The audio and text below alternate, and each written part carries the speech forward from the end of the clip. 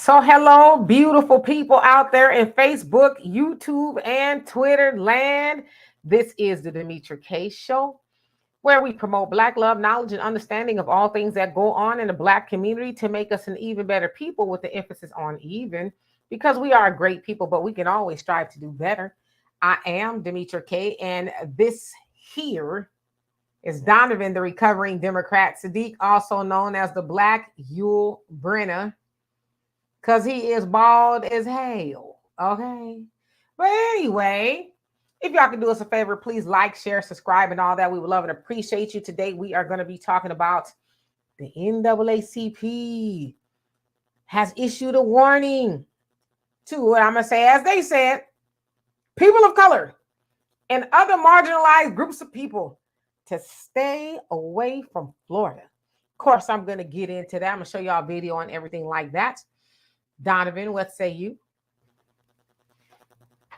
Hey, it is 3 o'clock Pacific Standard Time. That means it's Demetra K. That means it's Sunday, Demetra K Show. Thank you guys for coming in. Do us a favor. It is absolutely free. Hit that like, share, and subscribe button. It helps the algorithm. And also share this on your platforms.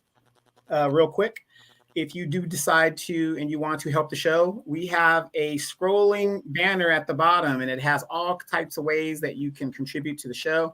We don't mind the kind that rolls, but we prefer the kind that folds. So if you got some dough out there, just go ahead and drop it in there if you so do desire. NAACP. Black people getting murdered in the streets. Black people can't get bills passed in Congress. It's going to be up to Black people to save democracy once again. And you never see the NAACP in the streets or doing anything else. It's always these other fringe groups that you hear about actually fighting. When has Ben Crump been an organization unto himself? When was the last time you heard the NAACP stand up and talk about specific Black issues? We don't care about everybody else's issues. And by the way, Demetra, I saw your video in regards to Eric Adams sending some of the migrants into the suburbs. I mean, hey, if you're a Democrat or not, it does not matter. Republicans are shipping these migrants to the Democratic cities, Chicago, New York, because they're not border states. And the Democratic people are like, oh my God, what the hell's going on here? Oh my gosh. So now they are starting to understand the situation and what actually is happening in regards to border state immigration and the Biden administration's job not to do anything. But this is going to be an interesting topic because the NAACP is basically thankless when it comes to Black issues. So let's get into it. Yes, indeed. So hello, let's see, Maine, Robin, Mark, Bruce Wayne, Brown, JT, Raheem. Am I saying that right? It's kind of spelled differently. Hello to you. Facts Not Feelings, how you doing? It says NAACP should be advising Black men to show up at these construction sites and bargain for good paying jobs that were left behind. That's what they should be advising if they want to help Blacks. Hey, Corliss, how you doing? And only panelists, wait, what's going on with you? Andre, how are you doing? People of colors, what they said. I'm telling you what they said. And Jan Michael, how are you doing? Hello, Jimmy. You say, yeah, go to California, Chicago, New York, New Orleans, or Portland, Oregon. Sorry if I'm freezing up, y'all. Just whatever it does in the beginning, but it'll get better. Where it is safe for us. I don't know about all of that. Facts Not Feelings. You say peace and love, family. Nowhere in the name. NAACP doesn't say Black. You're right about that. If they were not bold enough to put that for Black in their names, they don't represent Black people. Very, very true. Tracy, how you doing? Mr. Thunder, how are you? And Benjamin, what's going on with you? Says, good morning from Scandinavia, Denmark. All right now.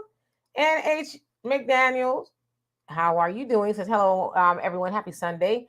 This month is going by so fast. You ain't lying. It's almost summer and it still feels like winter outside. Where are you at? Because here in Houston, it's hot. Brother Don, how are you? And Monet. All right, so let's get into it. And man, Scott, how you doing? All right, here we go.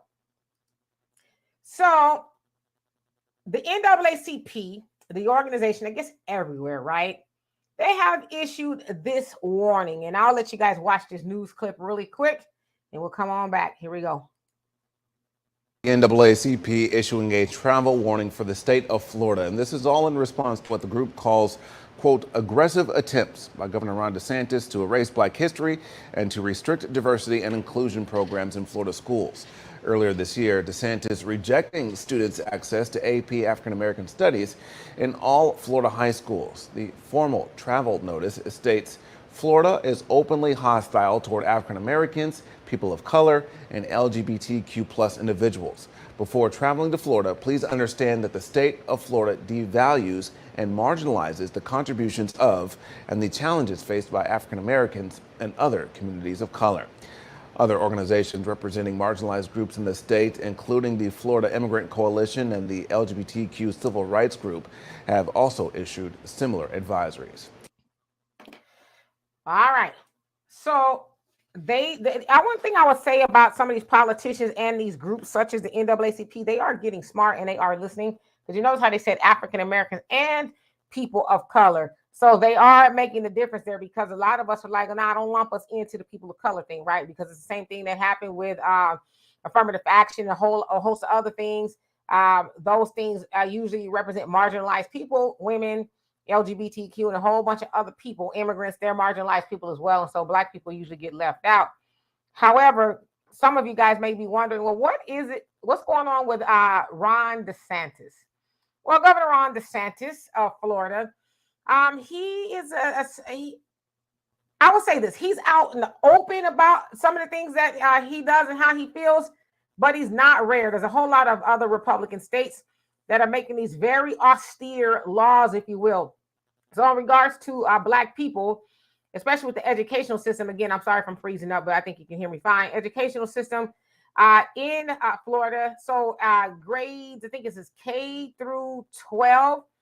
They specifically have an African Americans advanced studies course that wanted to implement, some things about Black people, right? But Governor Ron DeSantis says no for the most part, not to it completely, but there's certain things he does not want discussed, like slavery, reparations, Black Panther Party, and some other things, right? He doesn't want the truth to be known about what America has done to Black people. Of course, you guys know he's involved in a legal battle with Disneyland due to some LGBTQ issues, in addition to they had this thing that says don't say gay, so I guess they didn't want to say gay somewhere, I don't know. And of course, you know that Governor Ron DeSantis is also one of the Republican governors that has shipped immigrants to Democratic states, right? So the NAACP is taking up the helm, if you will, and telling people, Black people, LGBTQ, and immigrants, I guess, to not go to Florida to stand against what Governor Ron DeSantis is doing right now. I think that's kind of silly, because we know that Black people, and there's a lot of Black people, live in Florida, including my family. I have family members from Florida. My sister is there as we speak. And my thing is, you want to issue a travel advisory to Florida and for Florida only? What about the rest of the United States? There's not one place in the United States of America that is friendly to Black people. I saw somebody say something about California, Portland. California is racist. They just not redneck racist, if you will. The red state racist. Oh, but trust me. If the Blacks are on the streets here, the illegals get all the housing and all the benefits. Blacks don't get nothing. Yeah, so California is racist. So the point that I'm making is there's nowhere here in the United States that's friendly toward Black people. But the other thing about the NAACP, National Advancement for the something, I don't even know, colored people, okay? We know that they were started in, 1908, and it was started by a whole bunch of white people and some Black people, right? And even if you go onto the NAACP's website, they have a white man. I think he's on the board, or he's has a very important job, right? So it's like, we know, as Facts Not Feelings said, it says colored people, it does not say Black people. It's people of all kind of colors here in the United States. And so they've never represented Black people, even though they'll say those type of things. But it's like, it's funny how y'all want Black people, and let's just put the other people in there too, to show up to take a stance against Ron DeSantis. But yet y'all don't really show up for black people. Now we know that the Democrats and the NAACP go hand in hand. They are kind of the same thing, right? But y'all know what black people have been asking for in this country, really, since slavery ended. Reparation, land, peace, equality, and everything else everybody else gets, right? We haven't gotten it. The NAACP, they, do stuff here and there, but they have not made a mighty mark within black people to say, you know what? We have really helped move the ball for black people. In fact, it's kind of gone backwards, if you ask me. And so when I hear about the NAACP wanting black people and everybody else to, stick it to Governor Ron DeSantis, it's like, are you high? All the things that we got going on in the United States of America, you want us to, back you up, sticking it to Ron DeSantis. Ron DeSantis is really the least of black people's concerns, because if you ask me, especially with the African American studies, teach your own children. The white folks ain't gonna teach your children the right thing. Why would you want them to teach your children about the things that they've done to our people? They're not gonna do it right. They're gonna water it down like they've always wanted to water down.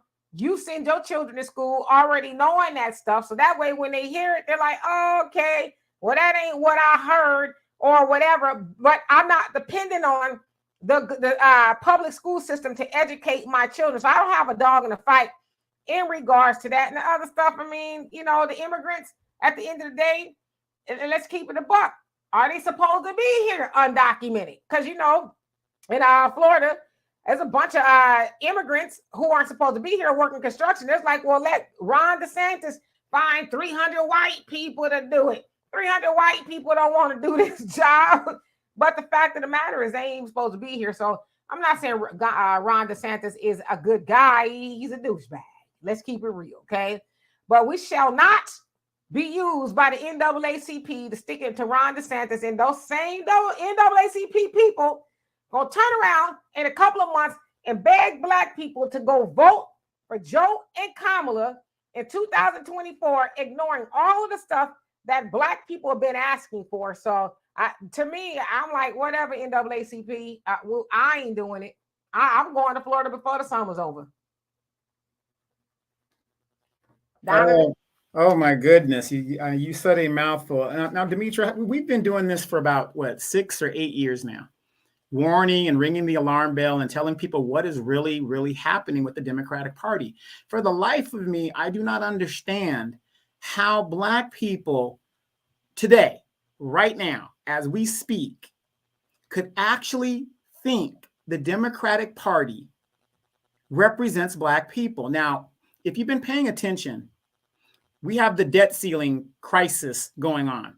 You know what the funny thing about the debt ceiling crisis is?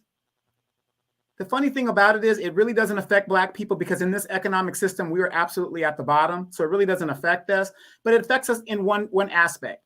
If the debt ceiling does happen, which it won't, but if it does happen, it's going to affect black people more so than any other group, because if you're depending on that Section 8 voucher to come through, you're depending on food stamps, you're depending on all this other stuff. It is another way for them to put pressure on the Democrats to cut benefits for people who are at the bottom, which is mostly black people and immigrants, illegal immigrants, whoever you want to call them, to come here, right? And I'm watching this stuff, right? Do you think the Democrats, if they really cared about black people, shouldn't they be on the news almost 24 hours a day? All these representatives in all state houses hollering and screaming about the real repercussions of what this debt ceiling is going to do. They're not. So what I'm saying is, this game of you get it, I get it, good cop, bad cop, this is how they continue to suppress black people in poverty. While we sit there and let these so-called representatives do what they do to us, represent us, they don't represent us at all. Here's even a better example. How many of you guys watched the inauguration of the new mayor up in Chicago? This man ran on a progressive platform, then gets up there talking about this and that and that and this, and it looked all black. But here's what a lot of people did not read. He executive ordered deputy mayors. One of the deputy mayors represents immigrant affairs. That's what that deputy mayor is going to do. Now, where's the deputy mayor for Black affairs?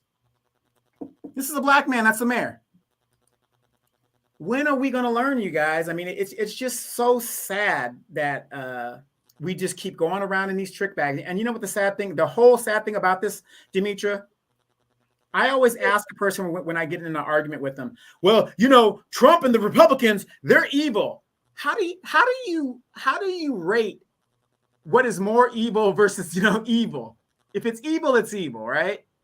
So if the Democratic Party's evil and the Republican Party's evil, and you're supposed to be a so-called Christian or godly person, why would you vote for? Why even take part in any of this? At this point, it's just redundant. Nobody's coming to save us, and here we are. Jim Clyburn, the former number 3 in the House. Notice how all these, I'm number 2, I'm number 1. They all have disappeared now. These old Bojangles Clyburn. He said, to hell with reparations. Y'all ain't getting that shit. Forget that. What is it going to take for you guys to real? So my question to you, Demetra, is we've been doing this for 8 years, ringing the alarm, and a lot of people are getting it. But I don't think it's going to be enough to send a message to either of these parties that Black people do not want to be fooled with, and we want what is entitled to us. Recently, Barbara Lee and Cori Bush talked about they demand $14 trillion. Now, did you guys notice that when they demanded $14 trillion in reparations, they didn't say it's specific for ADOS? They did not say specifically for ADOS. They said $14 trillion reparations for Black and colored people and all the other stuff. They just want you guys to come back around because they're hearing what we're saying and they're hearing what you guys are doing. And I mean, it's ugly. So Demetra, my question to you is, what is it going to take for Black people to realize we don't have no friends? We are all we got. The Democratic Party's not going to save us. And I know I'm not a Republican. Demetra's not a Republican. But the point is, maybe if they do cut these programs, we would start being the great people we always have been, and we will rise at the end of the day. Maybe that's the solution, because you can't convince me a Democratic Party that was formed on racism that wanted Black people to be enslaved. What do you think they're doing right now? What do you think, Demetra? Hello, Mr. Barr. How are you? And Emmett, how you doing? You say Democrats or Democrats and repugnant cans or cans rather are two tentacles of the same serpent. You are absolutely correct. Well, it's going to take for us to wake up. I don't even know what that means anymore, because we say that a lot, right? Like, wake up, stay woke. And really what it is just getting some information, getting some knowledge, right? Unfortunately, us as Black people, we suffer from the appeal to authority, right? A lot of times we see the NAACP, the Democrats, or your pastors, or somebody like that as the authority, right? It's like when you go to the doctor, and the doctor says, you go in there and say, oh, my right hand is hurting me. And he looks you over really quick, and he says, it's your left hand. Now, a lot of people like, oh, okay, well, he the doctor. He know what he's talking about.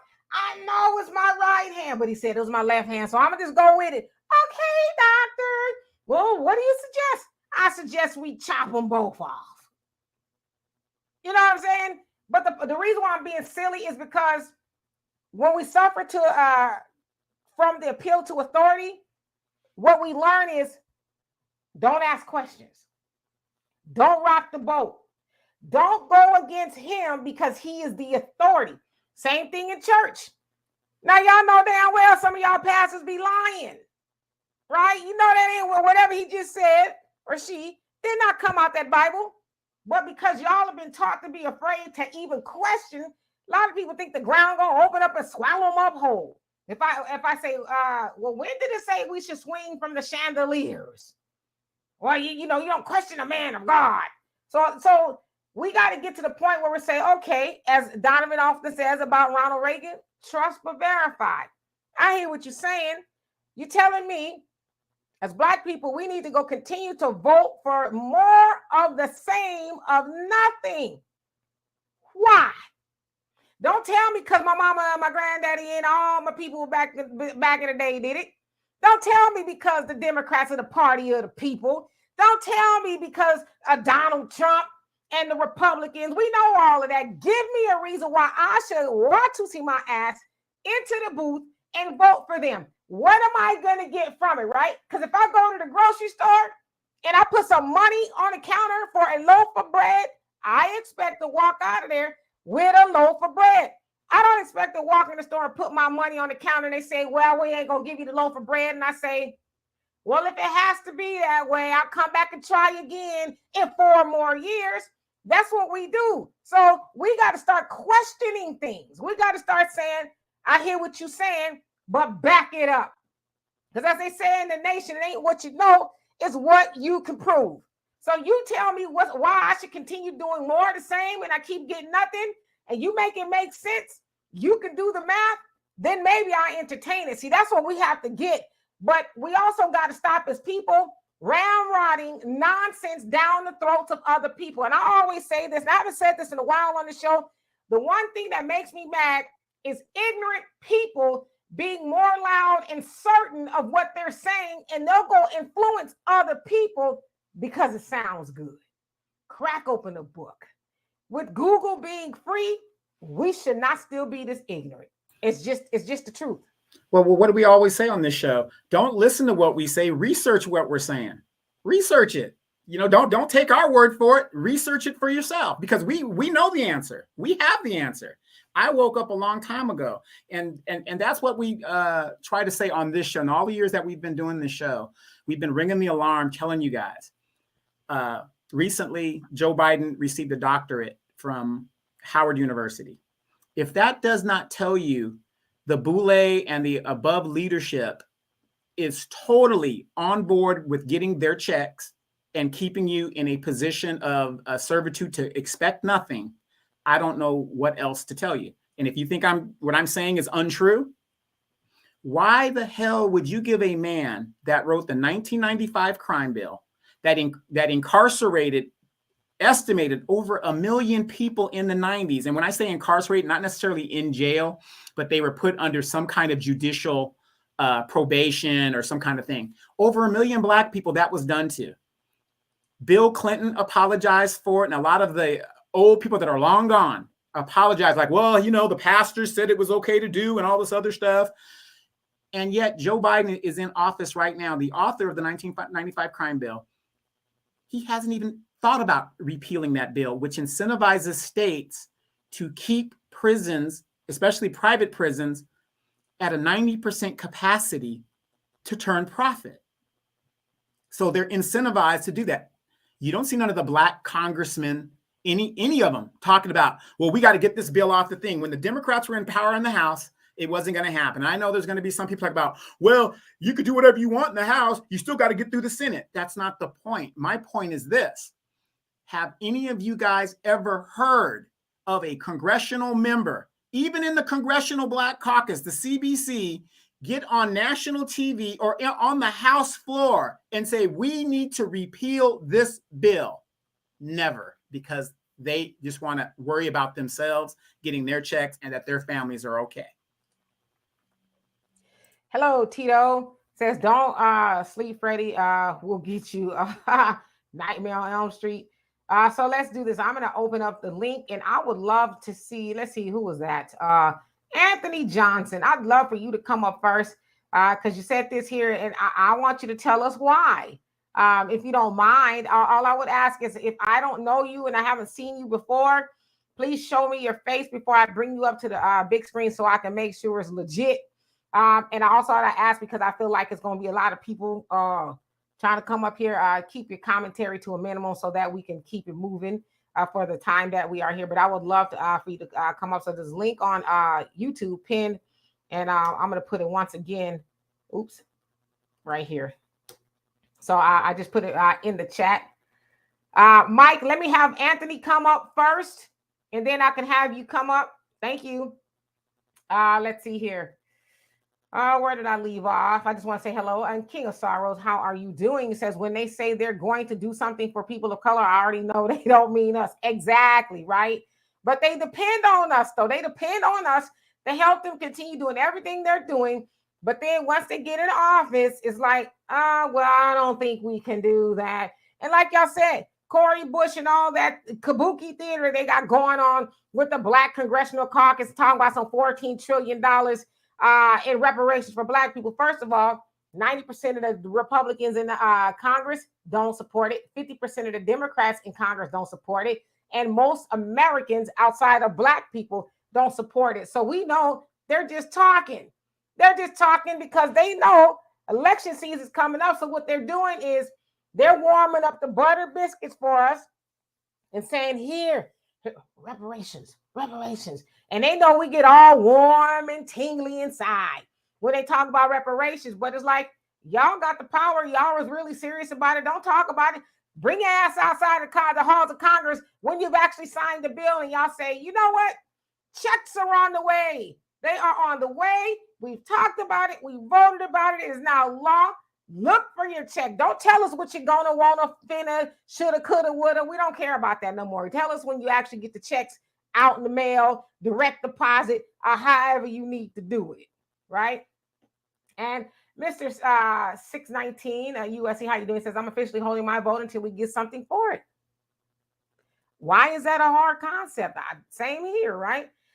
Bakari, he says, nope, I never trust them people or their institutions. And Cali, he says, government actors manipulate the ignorance through lies, just asking for transparency, not repeated rumors, aka lies. Absolutely. And hello, Lisa, how you doing? And Benjamin says, the destruction of, all right, so I'm gonna put you up here. I'm gonna mute your mic. Give me 1 second.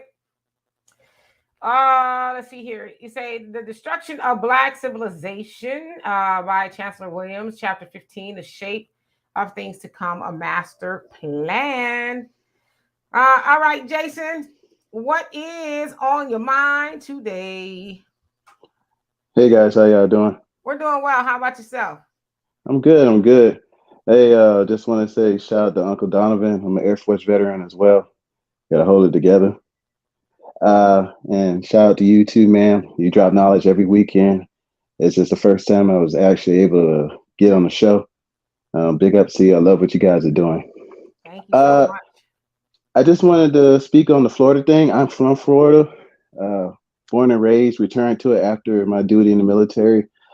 What Ron DeSantis is really doing, he just panders. He panders to a specific demographic, mostly, white folks. And he has these talking points that he feels that they're going to keep him in office. He probably wouldn't have won the last election if he hadn't ran against a former Republican turned Democrat. Because the guy that he ran against was Charlie Crist, who was a Republican for 8 years, and he got out of office. And then he tried to return to the governor's seat as a Democrat. But also the African American studies, the issue with it wasn't necessarily deletion of African American history, but it was more like it was.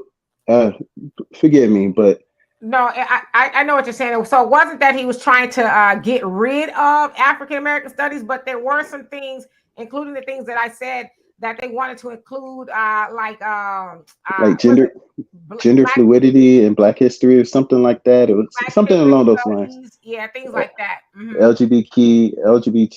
LGBTQ and the Black history within Black history, mm-hmm. And so those are the things that he shot down. But yeah, he's a terrible governor. Honestly, he just made a lot of teachers mad recently. He is trying to make it harder for teachers to join the union, and so a lot of people are starting to get upset with him about that. But he doesn't care anymore, anyways, because he's trying to run for president. He's trying to get the law changed that if he doesn't win, he can come back to being governor. That's why he hasn't announced his bid yet. Because once he announces his bid, he loses that seat and the lieutenant governor becomes governor, and so on and so forth. But yeah, the guy is a snake, man. I can't stand him. I Yeah, really can't. it's like, but I agree. I mean, I cover Ron DeSantis quite a bit, and he's not a good guy, but like you said, he's trying to make life better for him and his homies. But again, what do we as Black people get for mobilizing against Ron DeSantis? What do we get for that? Well, at this point, nothing. But we will have to get together, and I think more people are starting to wake up. More people are starting to have these conversations, especially with the talk of reparations actually hitting mainstream media. More people are starting to get on the train. So, okay, well, I feel like this is actually a talking point now. So with that being said, within this next election, I mean, I vote for myself. Last election, I didn't vote. I'll be honest with you. I just withheld my vote. I don't like him, and the guy that he ran against was a former Republican turned Democrat. He just wanted the power. He didn't necessarily do anything anyway, so I didn't vote for him as well. The last time I voted was for Andrew Gilliam. I mean, regardless of the things that we know, his sexual orientation or anything, but I wanted to see a change within Florida, because as long as I'm in my 30s now, and I don't ever remember Florida having a Republican Democratic governor. It's pretty much always been Republican. It's always been a red state. But I mean, that's just what I do. I vote for myself. Me and my wife, we discuss these things, and I vote for my interests, my Black interests, from the interests of my children. And I think as long as people start to actually do their homework, things will start to get better. Absolutely. Well, we love and appreciate you, Jason, for coming up. And I was so glad that you finally caught us live. Please come back and see us again. No problem. Thanks for having me, guys. I really appreciate it. Our pleasure. Bye-bye. Brother Don, how are you? What do you have on this conversation?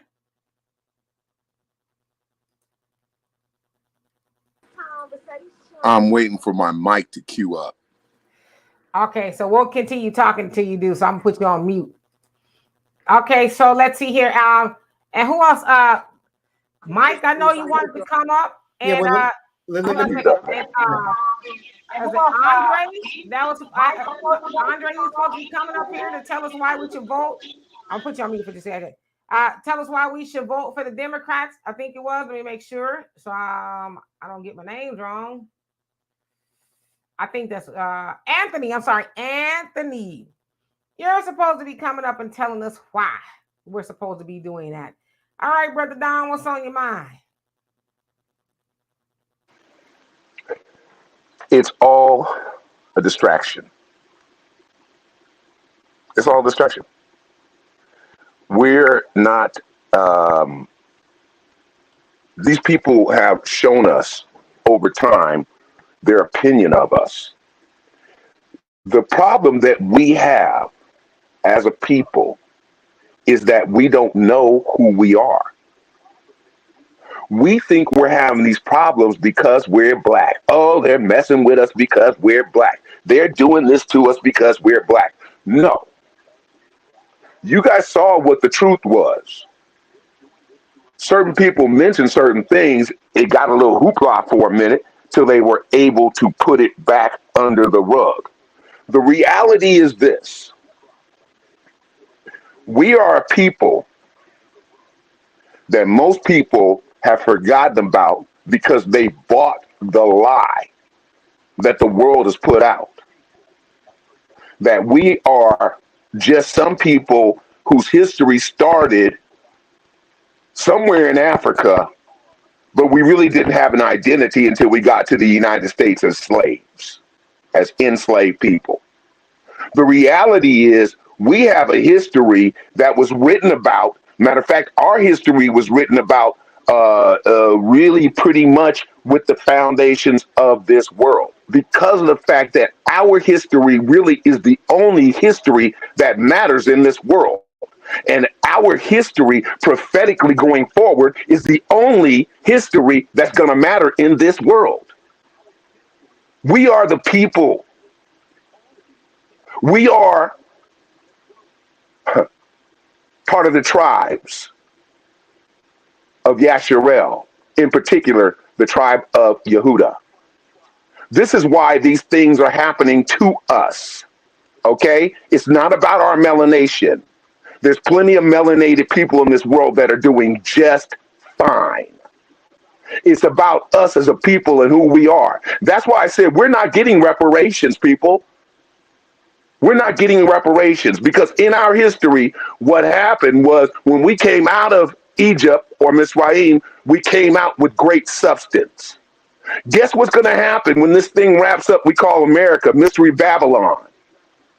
We're going to come out of here with great substance. And this country and its wickedness is going to be destroyed by the Most High Yah. I land my plane there. All right, brother. We heard you loud and clear. You have anything else you want to add to the conversation? Nah, I'm just dropping my mic. All right. Well, I'm going to let somebody else come up here. Oops. He gone. All right. Mike, I'm going to add you to the conversation. What's going on with you? Hi, Demetra and Donovan. How you guys doing? We're doing well. How about yourself? Hey, before you start, how was your trip to California? And please tell me that you witnessed and loved our homeless section all around the city. And yeah, sorry for my voice. I got under the weather in California, so forgive me. I'll do my best. So California trip. Oh my gosh. It was just mind blowing to see a lot of homeless people on the beach. I know in major cities, you never see a lot of homeless people, but in beaches, Venice Beach. But the one beach I did go to in particular, you definitely don't see a lot of homeless people is Suma Beach. You probably Suma Beach, Malibu. And I know that's a very well, yeah, it's an affluent area, so you're not going to see that. They're not going to allow that. Yes, and I noticed too that in California, you guys like to play old music. I noticed from the past, Snoop Dogg, Dr. Dre. Like I thought, where's the modern like R&B? Because we're in the 21st century, and I feel like the people. I'm not trying to bash the Generation Xers who in California. I might come on. You guys need to like upgrade their songs because a lot of Gen Zers and millennials want something new every day, and I just noticed that California is very that's true. California is diverse, but it's very segregated based on race and socioeconomic status. And you're right, Donovan, that in California you have the Hispanics who want to hire and only employ their own people, and then you got other groups who do the same. But then the question to ask is, where do Black people fit in the middle of California? Because you're right, the Black population is shrinking. So that speaks a volume at the national stage, especially like Democrats, because the Democrats are no different from when Bill Clinton ran in 1992, because it's been corporate ties, right? Or the new Democrats. So with this corporate Democrats, what they're trying to do is telling progressives, liberals, and progressives and liberals, you gotta be on code with us, because if you go too far to the left, we're gonna be concerned that you're gonna be alienating a lot of white liberals, and that makes it very challenging for progressives to fight against racism, which includes caste reparations payments based on lineage, ending qualified immunity, passing anti-Black hate crime legislation. So these things, nothing has changed in the last 30 years, because the Bill Clinton's model is still having an impact, especially on white voters' minds, that if we focus too much on caste reparations payments, that means white people will be alienated from, not only from voting, but being like, economic actresses, right? And I see that more white liberals are either voting Republicans or sitting this election now. And I say this, white people are the problem. They're the ones who created this mess in the first place. You guys did not, because you're right. You guys have always been a permanent underclass for over 400 years and counting. And I just read an article today. I wish I had the link. So the article showed that a rich man decides to give a middle class woman a pie, right? And then you have a poor black man. He doesn't get nothing, not even one piece of pie, the economic pie, to build intergenerational wealth. And I say Democrats, they need to go, especially Joe Biden. And the reason why Joe Biden passed, want to repeal a 1995 crime bill that he introduced in the Senate, because at that time, in the early to mid 90s, a lot of white people were feeling that they were victims of crime, right? So Democrats had to make a deal with Republicans. Okay, we'll get gun control signed to law, but Republicans say to Democrats, okay, Democrats, that means you need to incarcerate a lot of black people if you want your gun control to be enacted. So we're gonna do a mix. And Right. So that's how we built the prison industrial complex. Even if we eliminate the for-profit prison, it's still not going to solve slavery due to the 14th Amendment to the U.S. Constitution. And I also say this to your audience. Maybe some might be the black Democrats. I say to them, it's time to vote for third parties, such as the Green Party, the Human Rights and Liberation Party that value caste-based reparations based on lineage, or the Party for Socialism and Liberation, because those parties value actually worker cooperatives. So it might benefit black workers to have skin in the game or to have ownership in companies. So that way they're not being like Absolutely. Yep. Sorry. No worries. But I appreciate you, Brother Mike, for coming up here. As always, I'm having a good handle on the need for reparations for American descendants of slavery. So once again, thank you so much for coming, talking to us, and please do not be a stranger. Come back. I will definitely come back once my voice gets better. You know what? I had laryngitis last week, so I know how you feel. And if you want to talk too, but it's hard. Okay. All right. Bye-bye. Bye. Let me see. Sometimes people have a hard time. Oops. Sorry. Mr. Johnson. Can you hear me? We can't hear you. Can you hear me?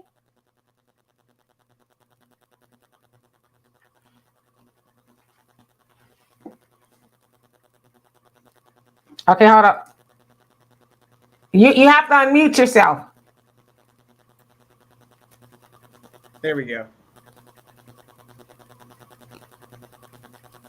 Can't hear you.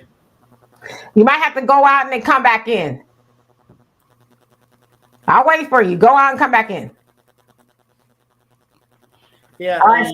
A real quick, I hope I say this right. Leodis Conley Jr. says, Southern California does not define the entire state of California. You have the Central Valley region, the Bay Area, and Northern California. I get tired of hearing people basing everything on LA. But let me ask you this, though. Even in those areas that you just described, I used to live up in Fairfield, California. To even live in the Bay Area, you almost got to be a damn near millionaire just to live up there. Black people are almost in the exact same, if not worse condition up there than they are down here in LA because of the cost of living up there. So, I mean, I hear what you're saying, but when it comes down to it, if you look at the whole state of California, in my opinion, Black people are in dire straits here in California. It's as simple as that. That's my sister. She says, y'all can't come see Thunder. That's what they call it, Thunder Locks. I've been trying to come see Thunder for about 30 years. Yeah, she's in Florida, so I mean, there's Black people everywhere. That's why I'm like, this is silliness. You want to use Black people of color, everybody else to do your fighting. So it's crazy. Let's see here. Oh yeah, and as far as people basing everything off of LA, I mean, yeah, all of California has got issues, especially with Black people, and LA is the cost of living is expensive. Where I'm from, which is not too far from Los Angeles, Riverside, it's expensive too. It's one of the most expensive places to live in Southern California. So regardless of where it is, anywhere in California, it's hard for Black people to live there. Black people in California are less than 6% of the population. You know what I mean? So it's like we got it rough everywhere, especially in California. And hell, most people that live in California, unless you're an athlete or you're in Silicon Valley somewhere or in the tech industry or a celebrity, you got money, it's hard to live there. You kind of got to get roommates and all that other stuff. I told y'all when my daughter went to college, I think it was 2000. When did she graduate? 2017 or something like that. I don't know when it was. She was paying $1,100 for a room in San Francisco. $1,100 for a room. Did not have her own personal bathroom. She shared with somebody else who was renting it, and they didn't even have a full kitchen. $1,100 freaking dollars for a room. And that was a couple of years ago. So I cannot imagine what it is now. So we're waiting for Anthony to come back. But until he does, anybody else want to click on the link? Sunlight, how you doing? Long time no see live anyway. Y'all want to click on the link, please do so. It is on YouTube. You want to come up and give us your 2 cents or 3. We love and appreciate that. And let me ask you this, Demetria. Do you think that there will be a challenge to Joe Biden for the Democratic nomination? There should be. There should be a challenger because we know it's not typical that people challenge the incumbent. They just kind of say, well, we won't challenge him. But I think that he should be challenged. I don't like to engage in ageism, but Joe Biden has been involved in Washington for over 50 years now. Will be about 86 years old at the end of his second term.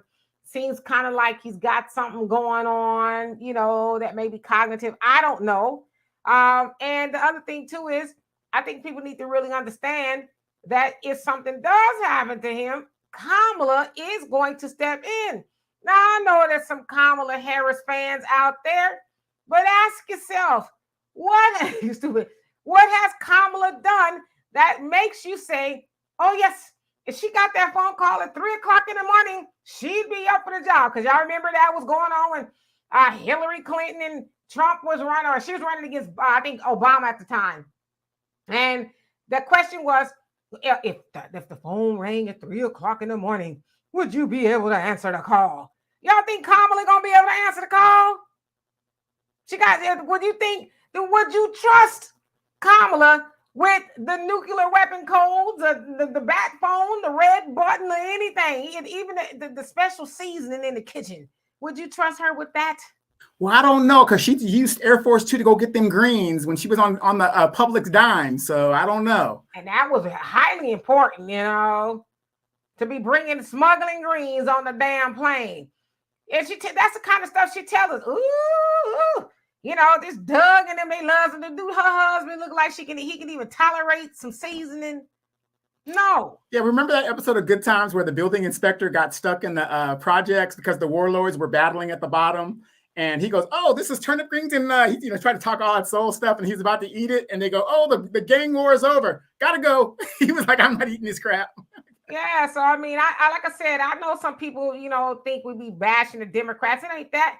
We're just telling the truth. And again, Donovan nor I are Republicans. They're just as bad, but hell, they don't hide it.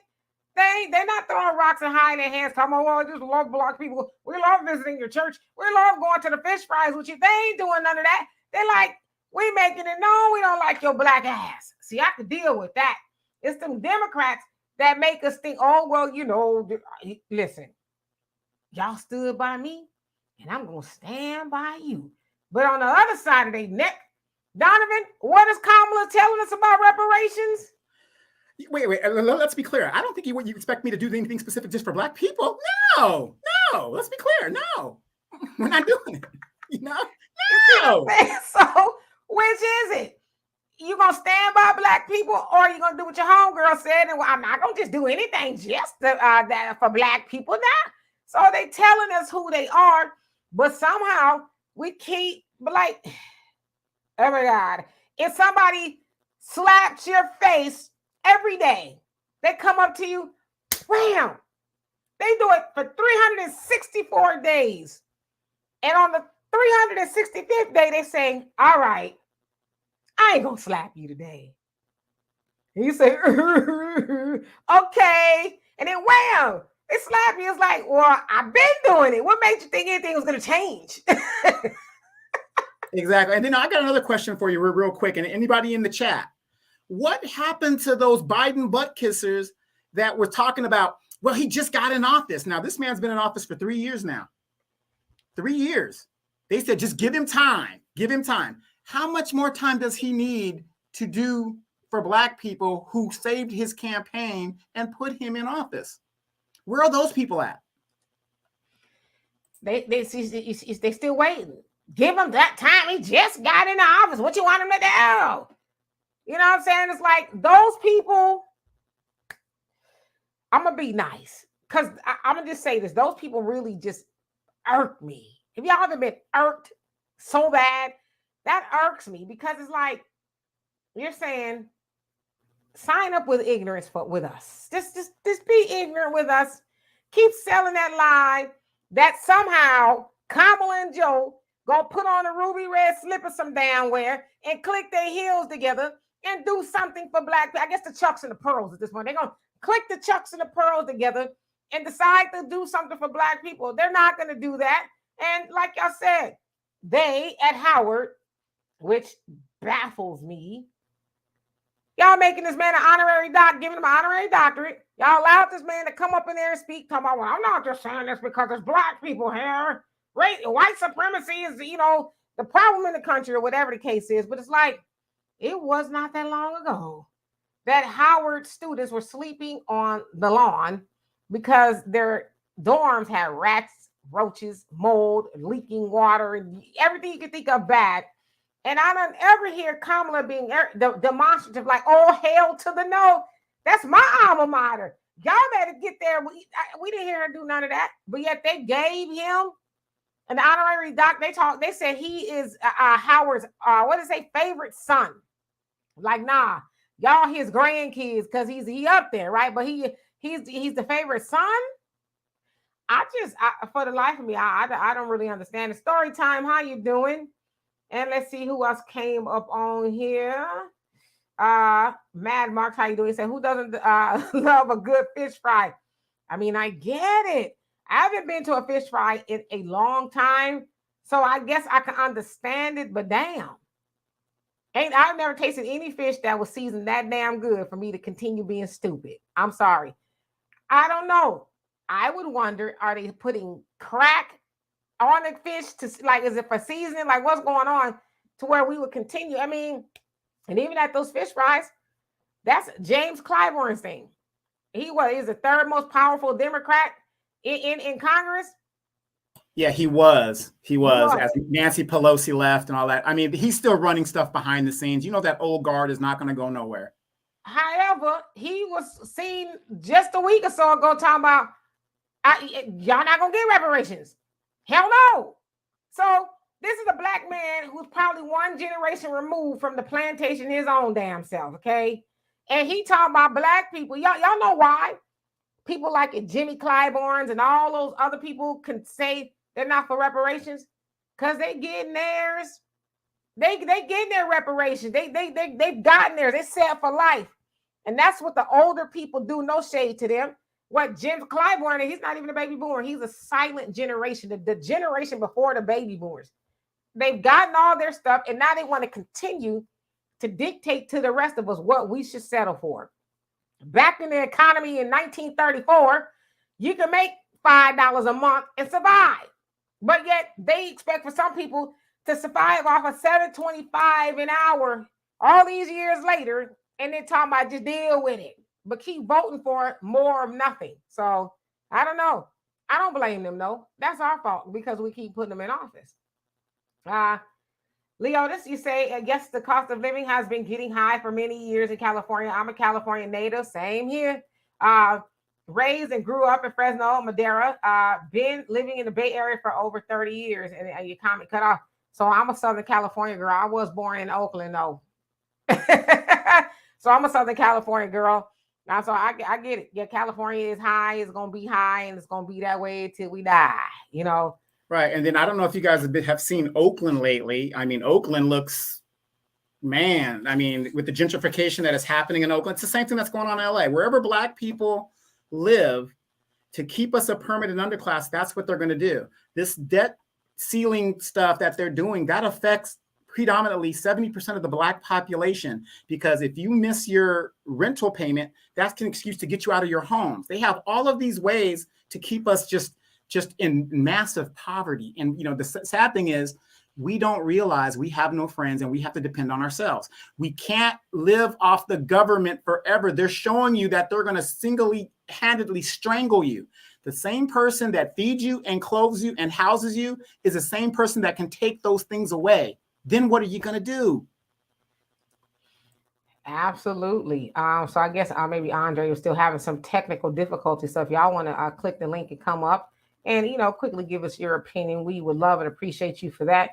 Rain, you crazy chumps and pearls. Yeah, I mean, where are all those people at that was running around in chucks and pearls and all that? Where are they at? My thing is at least defend what, y'all was defending when Kamala was marching through the streets of DC at Howard and like where y'all at? We haven't heard a peep from those people. Like Donovan said, most of the people on his side talking about, well, I ain't in politics no more. I don't even do that no more. But you was in politics. I'm telling you, I know me and Donovan ain't the only ones, but I know a lot of y'all got effed up during last election season. I've had people block me. They call me everything but a child of God. I'm a horrible person. Oh, how dare you? Man, we went through it. Family members arguing back and forth with just a lot. And everything that was said. Now, listen, I also want to concede this, okay? I know the thought of a Trump presidency was scary for a lot of people. I know that, okay? But when they ask you to choose the lesser of two evils and you really match up both sides, then the lesser of two evils would have been Trump. Because do I think that Trump is racist? I think he is to some degree. I think that's true with most white people. To some degree, I think there's levels. But Black people didn't have a problem with Trump when they was having him all up in the videos and he was all at the fights and he was Black people love Trump. You couldn't tell Black people that Black people wanted to be Trump, right? Because it symbolized wealth and, the glamorous life. But then when whoever they are, said, oh, Trump is the devil, then everybody jumped on board, even Al Sharpton. Al Sharpton was homies with Trump, but now he talks, he speaks out about him the most. And it's like, now you really need to shut up because that was your homeboy. But who is he getting his check from right now? The liberal Democrats, the MSNBC. They give him a little show on Sundays, and now he's supposed to be the voice of Black Americans, speaking for Black folks and all this other stuff. But he only shows up when a tragedy, another Black person has been murdered in the streets. That's when he wants to show up to give the eulogy, to keep his name out there. His Action Support Network, what's that? That's like saying Trump Organization. It's a small group of people that keep getting paid and getting checks. Absolutely. So Artemis, how you doing? By the way, says two of those people are Whoopi and Sonny Hostin from The View. So are they big time Democrats as well? I mean, they've gotten their piece of the pie too, and now they want to sit up and tell everybody else just what size pie they should be happy for. That's not how that works. We have a choice in the matter too. I don't like pumpkin pie, so stop trying to tell me that I'm gonna like it. I'm not gonna like it. You know what I mean? But that to me, that's the equivalent of what they're doing. Oh, just eat it anyway. You're gonna like it eventually. I'm never gonna like it. You know what I mean? Let's see here. And Simone B, how you doing? It says they are sprinkling the fish with delusion.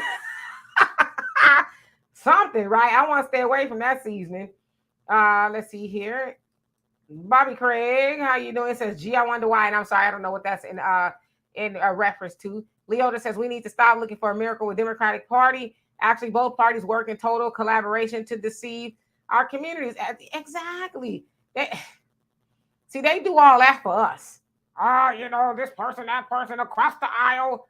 And then they at the holiday party together talking about, well, you deserve an Oscar for that performance you put on because they're all friends. I mean, we've heard Joe Biden say for years, he's got friends across the aisle. because Joe Biden, they brought up what he did or did not do in reference to Anita Hill.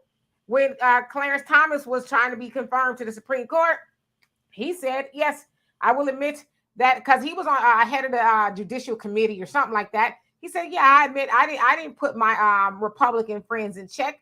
I just allowed them to do it. So it's like, you're saying those are your friends. You watched them dog Anita Hill. I don't know whether she lying or not. I don't know.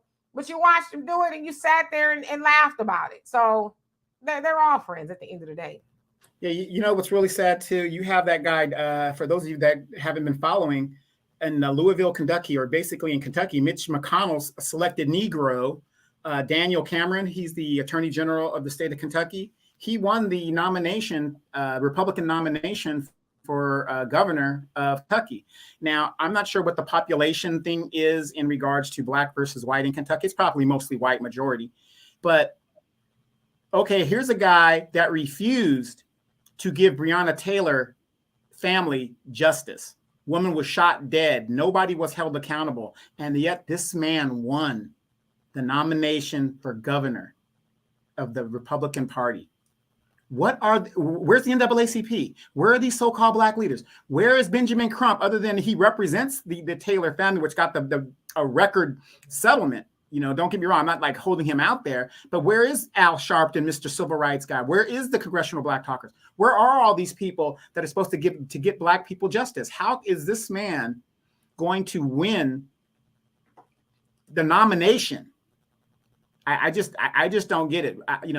Following the story, I didn't see anybody debate him. He went basically on, well, he ran against somebody, but it wasn't really anybody powerful. Once he's picked, he's picked. But I didn't see anybody on the national news over there or the local news talking about what this man had done and, all this other stuff and trying to appeal to these Christian values of fairness. None of that was done. We move as black people. We move from one tragedy to the next tragedy to the next tragedy. It's so sad. Yep. So I want to actually answer two questions here. And Sunlight says, how are the other groups supporting California? They organize. They are organized. They practice group economics, all of that. So that's how they're able to afford it. They know how to live in one house, 10 of them, to get what they need so they can continue to buy the block. Us, unfortunately, I can't live with my mama. I can't live with him. I gotta have my own. I gotta do that. Can't do it. Yeah, we've unlearned how to do that. We don't know how to do that anymore. We have even learned that, if you got to live with somebody, you broke, something wrong with you. But they know how to shack up in one house and wash, rinse, and repeat. That's how they're doing it. They have a community. As Dr. Claude Anderson said, we don't have communities. We just live in neighborhoods. A community is something that is fully functional, right?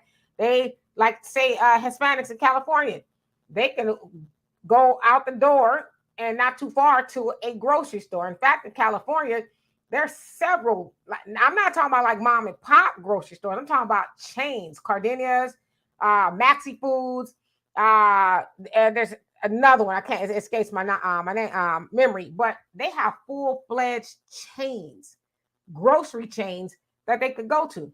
And where's the black grocery chain? Very rare do you hire a black person. They might hire you to go get some carts outside. Yep. And let me go to this one here. And consider how you doing. It says for the ones who can feel always talk about you said basically he's talking about going to the motherland. Why do we stay if you have not visited? Go and visit. Yeah, Donovan and I have gone to the motherland, and yeah, I totally agree with you. Once you go, you're gonna be like, I need to go back and I need to entertain staying there. Not if, but when I move to Africa, I want to move to South Africa. I want to go to Joburg. Joburg is nice. I like Joburg, Johannesburg. So yeah, I totally agree with you. People need to go. You had to go once in your lifetime to see what it's all about. And yeah, but unfortunately, in our community, we are so indoctrinated to stay in our communities or in our neighborhoods. I mean, I have relatives that they rarely leave LA just to come out to like the country or the rural area. To them, that's like, oh my God, no, I can't go out there. How is it to live next to white people? I mean, we're just so comfortable in our neighborhoods. And that's the sad thing. And, and we've been trained to think like that. I mean, you got people that won't even get on a bus to go see other communities and other places in the United States. The only thing we know about the world is what we see on TV or the internet. And I mean, that's the majority of us. It's really sad.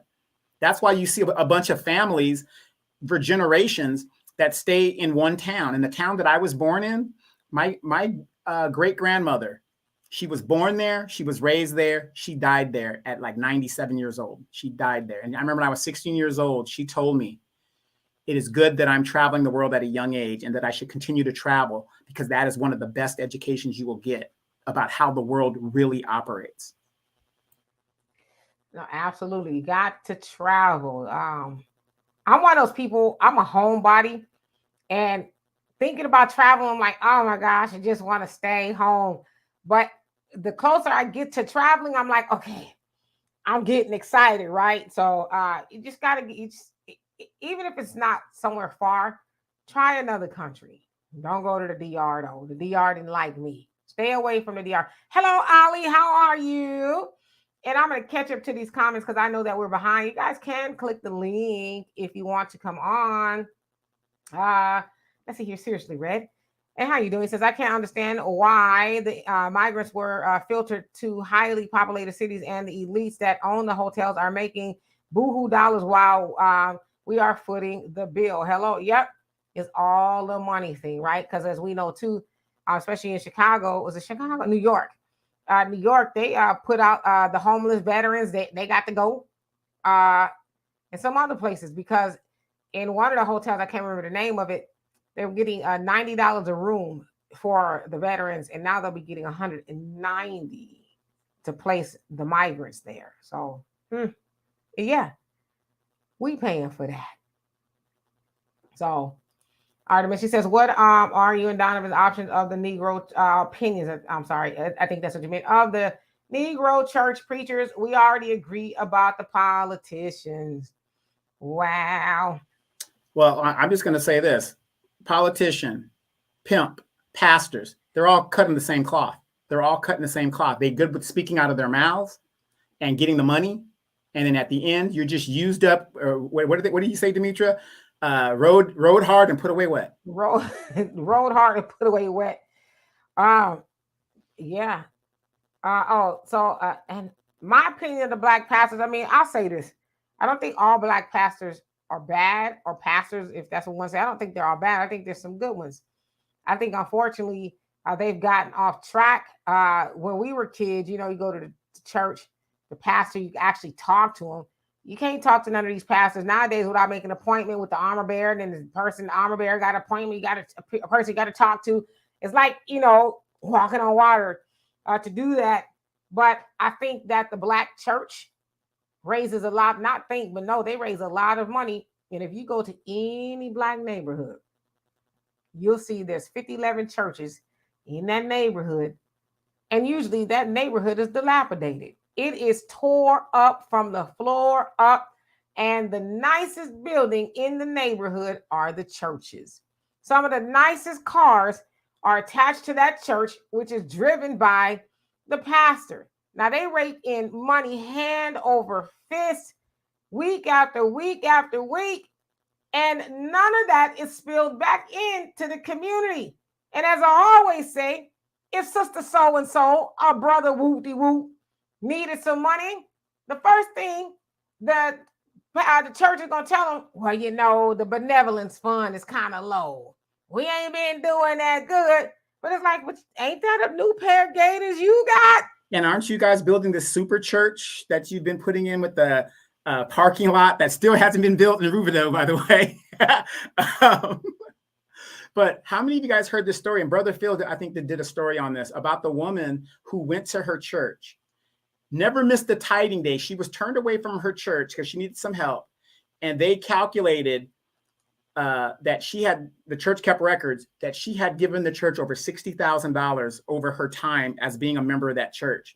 And they turned her away without any help. That's what our churches do. That money went right into the pastor and his family's pockets. And, in my opinion, that's where I think it would go, But you know what, though? And Mad Mark, thank you so much. I love and appreciate you for that. He says, I voted for Marcel Dixon. Yeah, Marcel Dixon was running against, trying to anyway, Jim Clyburn, and they didn't want him. It's like, how do y'all choose Clyburn over Marcel? What universe does that make any sense? The brother talking about reparations and actually doing something for black people while you're getting a fish fry from old boy. That is absolutely madness to me. The Democrats stole the election. Maybe Trump is right. Maybe. I don't know. Hello, Arniba. I want to say this too. It's the same thought process with the black church as it is with black people in the Democrat. You know damn well when you go to church, not all churches, but a lot of them. Okay, I want to say that. When you go to church, it's going to be the same thing. You're not going to be better off. Now, okay, I shouldn't say that. You might be better off from going to church, but if you have a black pastor or church or whatever, and they're not helping the community that you come from, you catching the bus while he rolling with a Rolls Royce, that's a problem. If you cannot say, well, you know what, Pastor, I pay my tithes faithfully every month. You ask me every week, sow a seed of faith. I do that. And now I'm asking you for help because my lights are going to get turned off. And you tell me, I'm sorry, sister. We love to help you, but we ain't really got it like that. You hear that one time, that should be your last time up in that church. It really should be. And I agree. You've been in the church all that time and paid all those tithes and offerings, and I got to pay to be buried, or have you say God is good or whatever the case. I got to pay you to do that after all the money you've gotten from me. See that? But that's our problem because we keep signing up for abuse. At one point in time, we got to say enough. Y'all know me. I don't go to church. I know some people, probably say I'm a demon, a devil, evil, whatever. I don't care. I've been called worse. But I'm smart enough to know that, and this is my opinion, going to church is a waste of time. I know the Bible fairly well, and I can tell you there's a lot of people who say they go to church, but they don't act like they go to church. So we also should judge people by the things that they do, right? Not the things that they say. I know I say that in the Bible somewhere. So, but no, I don't go to church because I've seen a lot of things up in the church, and I'm like, well, if this is going on in a lot of people's churches, shouldn't nobody be up in here? That's just my opinion. But anyway, let's see here. I'm gonna skip on down. King Osiris says community, commune together in unity. Yeah, we don't really have that, right? Consider, he says, I went for 6 weeks and didn't want to leave, going back and retire there in 2 years. See, that's what I'm talking about. Deuces, right? I'm out of here. And that's really what we should be doing. I know some people are like, I know this is our land. Great. Stay here and make it do what it do. But there's some people like, I want to go live a peaceful life while I can, And Sunlight says they have Hispanic grocery stores and majority Black New Orleans too.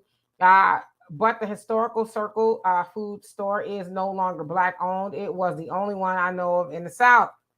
Because I was thinking about Circle K. We had those in California. I was like, are those Black owned? But you said Circle Foods, yeah.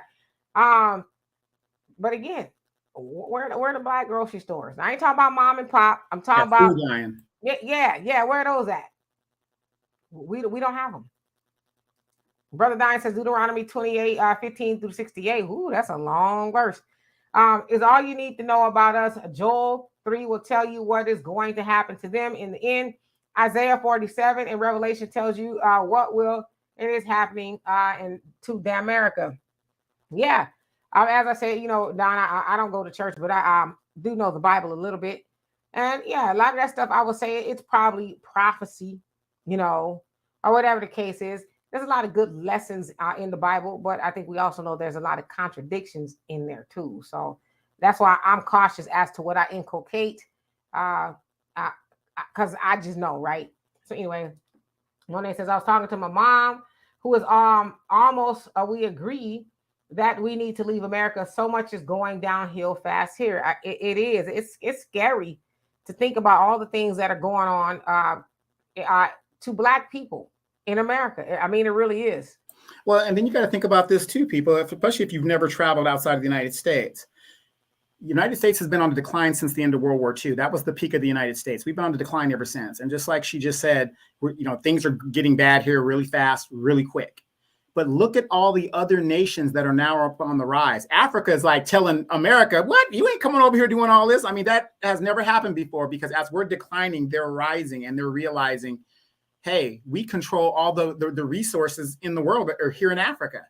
Why are we bowing down when we should be being praised? And so now you're getting all this pushback from these nations that are finally rising and standing up to these Western world powers. Absolutely. Hello, Dr. Matthews. And you say the church supposed to be the moral compass in the community and supposed to be there for the community. Yep. That's the way I remember it when I was a child. I mean, our pastor, you call him at 3 a.m. Oh, this is going on. And if he could, he was like, he call him. It wasn't 15. But I remember back in those days, the pastors also had a job too.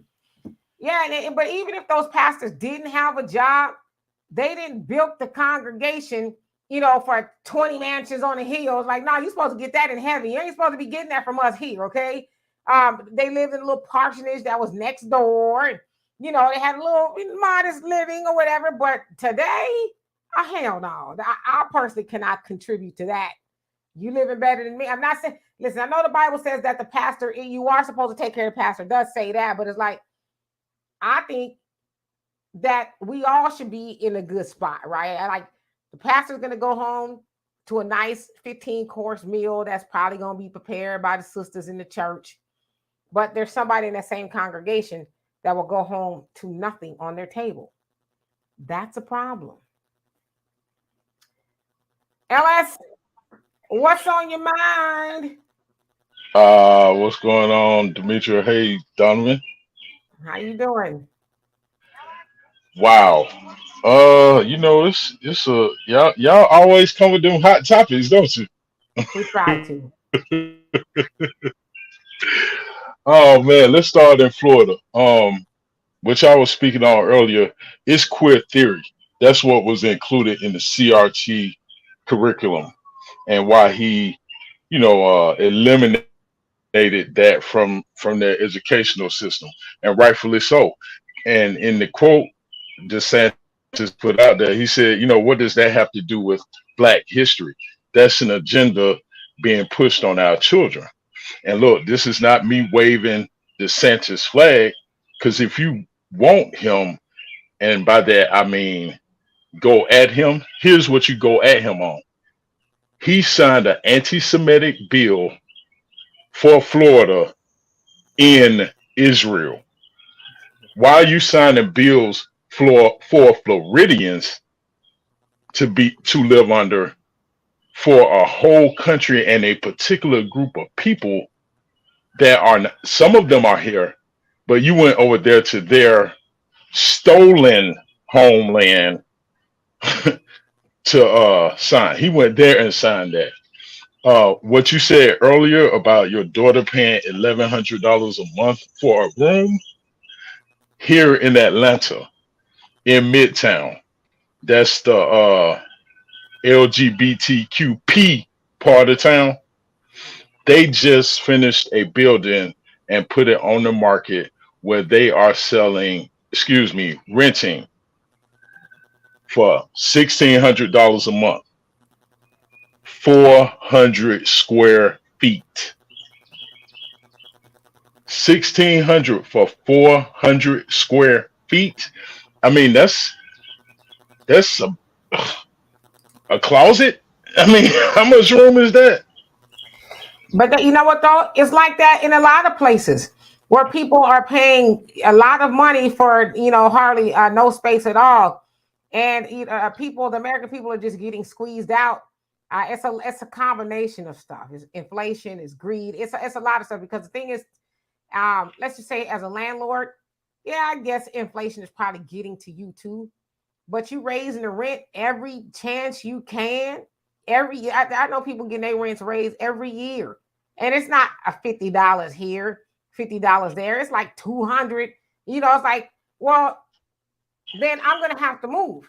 You know what I mean? And as a landlord, you should think, okay, Well, if they move, then I'm gonna have to get somebody else up in here. I'm gonna have to, pay for the wear and tear of the place and get it all. It's just like people need somewhere to live. Well, are you all familiar with who Klaus Schwab is? Who? Klaus Schwab, the head of the World Economic Forum. He's the one that wrote the book about the CV-19 and the things that we have experienced since 2019. Well, he has a quote that he says, "You'll own nothing and be happy." This is a guy whose father, just like George Soros, their fathers were Nazis. There are many people in different levels of government who are members of the World Economic Forum and are obligated more to that than to you and me, which not really me, because I don't vote, but to the voters out there, the people you vote for, more times than not, are obligated to someone else outside of you. No matter how much money you give them, no matter how much support you give them, no matter if they look like you or not. Go ahead, Demetri. Yeah, and the Honorable Elijah Muhammad has said neither party is for us. Why are we having that conversation? Why are we fighting? The best thing we can do, as they say in the nation, accept your own, be yourself, do for self. Marcus Garvey said it years ago. Up you mighty nation, accomplish what you will. But here we are, and that's part of, you guys read the Communist Manifesto. Actually, all of this stuff that we fight about, politics, race, and all that, it's a distraction from the real issue, and that's capitalism, right? Like you said, it's the money, the ones that own the means of production. They're the ones that's sowing all of this division, and we fall for it. But the difference between us and other race of people, they're like, we know that. They got the same enemy we got, but they organize. Asian population is the least in population as of now in America, but they're the wealthiest population. How do you think that is? A lot of them people came over here with nothing. Now, I know somebody gonna say, oh, what the government gives them. Yeah, that's partially true, but they know how to organize. We don't know how to do that, and we continue talking about what everybody else is doing to us, and they won't let us, blah, blah, blah. Black people in America, we see over at this point $1.3 trillion a year. But who is making us give 97% of that away? It is us. Who is making us vote for the Democrats or anybody else that continuously shows us their backside and do nothing? Like, nobody at this point is making us do it. And listen, I'm not a person that denies institutional and systemic racism. I know that exists. It's never going to go anywhere. But all the other races of people, they have figured out how to lessen the blow. They have figured out how to make something move. I told y'all about the Hispanics in Miami on the construction crew. They sat up there knowing goddamn well they ain't got no documentation. Talking about to DeSantis, who gonna check us, boo? We find 300 white people that's gonna do what we doing. That's the boldness they have because they know what they contribute to this economy. Black people, we say this all the time. We have built this country 10 times over, and nobody's going to dispute us on that, but we don't act like that. I'm not saying this about you, LS. I'm not saying you're saying this, but we. Oh, I ain't taking the personal preach. I'm listening. I just want to say this. But we continue to grovel. Oh, they won't let us. And some of that is true. But we are in the age of knowing. We know all of that stuff now. We know the tricks, some of them, most of them by now, right? But the one thing we as Black people refuse to do is unify. We fight over everything, including the time of day at 6 o'clock in the afternoon. We do. We fight over everything. Real quick, I got a question for you. Maybe Ellis could answer. Maybe you can answer, Demetri, one or the other. Now, this is the difference between us and these other groups. Yes, the government subsidizes these people and gives them a leg up, right? So if I gave you $50,000, right? Right now, I gave you $50,000. How could you come to me later on and say that you did not get an opportunity? And so what I'm trying to say is, let's say the welfare system, since we're at the bottom of it, most of us are near that area where we take it, right? After 10 years of being, let's say, on Section 8 and getting food stamps, how is it that you can't pull yourself up out of poverty? Why are we the only group that can't do it? I see migrants come here, immigrants and illegals come here. And this is the thing that really kills me. They come here with absolutely nothing. Absolutely nothing. And yet they get their citizenship. You've got the dreamers here in California that by executive order, not even a law, an executive order that is still going through the Supreme Court. They're getting all of these subsidies. And while they're waiting, they're not sitting on their hands like a lot of us do. They're building and they're doing this and they're practicing group economics and they're doing that and they're educating themselves. So let's say the Supreme Court finally rules dreamers get the hell up out of here. They're going to go back to their country with the skills that they learned here. They didn't waste any time because they're not sure. We're the only group, it seems to me, that 10, 12, 15 years, generations, you got generations people living off the system, which is, it's not for debate. It's just some things that happen. And yet we're still in the same position. Why is it that we're the only group that can't seem to rise above? And let me answer this real quick. Rain says Dimitri Foundation of Black Americans have 50 plus Black Wall Street folks terrorize and burn down our thriving communities. I hate when you forget that. I don't never forget that. One person who's very well versed on what our people used to do is me. I often say that we have no excuse as to not to win because our ancestors fresh out of slavery made a go of it and they made a great go of it. But once the civil rights movement came in, we have not been on the same page since because we fell for a hook, line, and sinker. We thought that, as Donovan would say, we could go eat seasonless soup with them. That would make our life better. And we still been thinking that way to this day. So trust me, I know where our people come from. I know the ingenuity. I just said it a minute ago. Now, maybe these comments are belabored that our people built this country. I know that. But what's our excuse now? As I said, we're in the age of knowing. So we know all those things. If our ancestors did it with no shoes on their feet, barely clothes on their back, no food in their stomach, running from the white man with sheets and crosses and everything else, what's our excuse? Now, I know we got a little bit of that going on, but they had it bad. They didn't have nothing to protect them. Everybody and their mama was messing with Black people, and they said we still gonna win regardless. But we sitting up here in 2023 whining and complaining about what they won't let us do. We talk about our ancestors all the time. Our ancestors. You shut your mouth. And I'm not saying this about you, Rain, but I'm just saying in general. We always talk about our ancestors. And that's why when Malcolm X's birthday, happy birthday. But that day, you know why it disturbs me? Because I see people talking Malcolm, but they don't walk Malcolm. Just like our people talk our ancestors. We not our ancestors at all. We could never. The Black people today, a lot of us, we got a lot of lip service, but we won't do what our ancestors did. Our ancestors had to do some shit they probably never told people they had to do. But we sit up here and make excuses day in and day out. Twitter is one of my least favorite places to be on the internet. You know why? Because it's Negroes complaining about every goddamn thing you can think of. I can't remember what it was. It was Jeannie Ma, who's married to Young Jeezy and one of them Negroes. I don't know who it was. Negroes was making it. She said that he teaching a baby to speak South. I'm like, this is what we doing now? We arguing over that?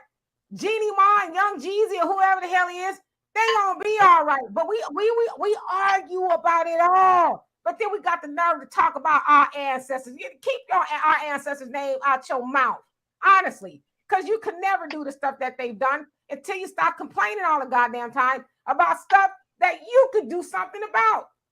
I mean, that's as best I can put it. Well, if I can submit, not an excuse or complaining or whining, but a reason for the lack of unity in our community. There is an enemy.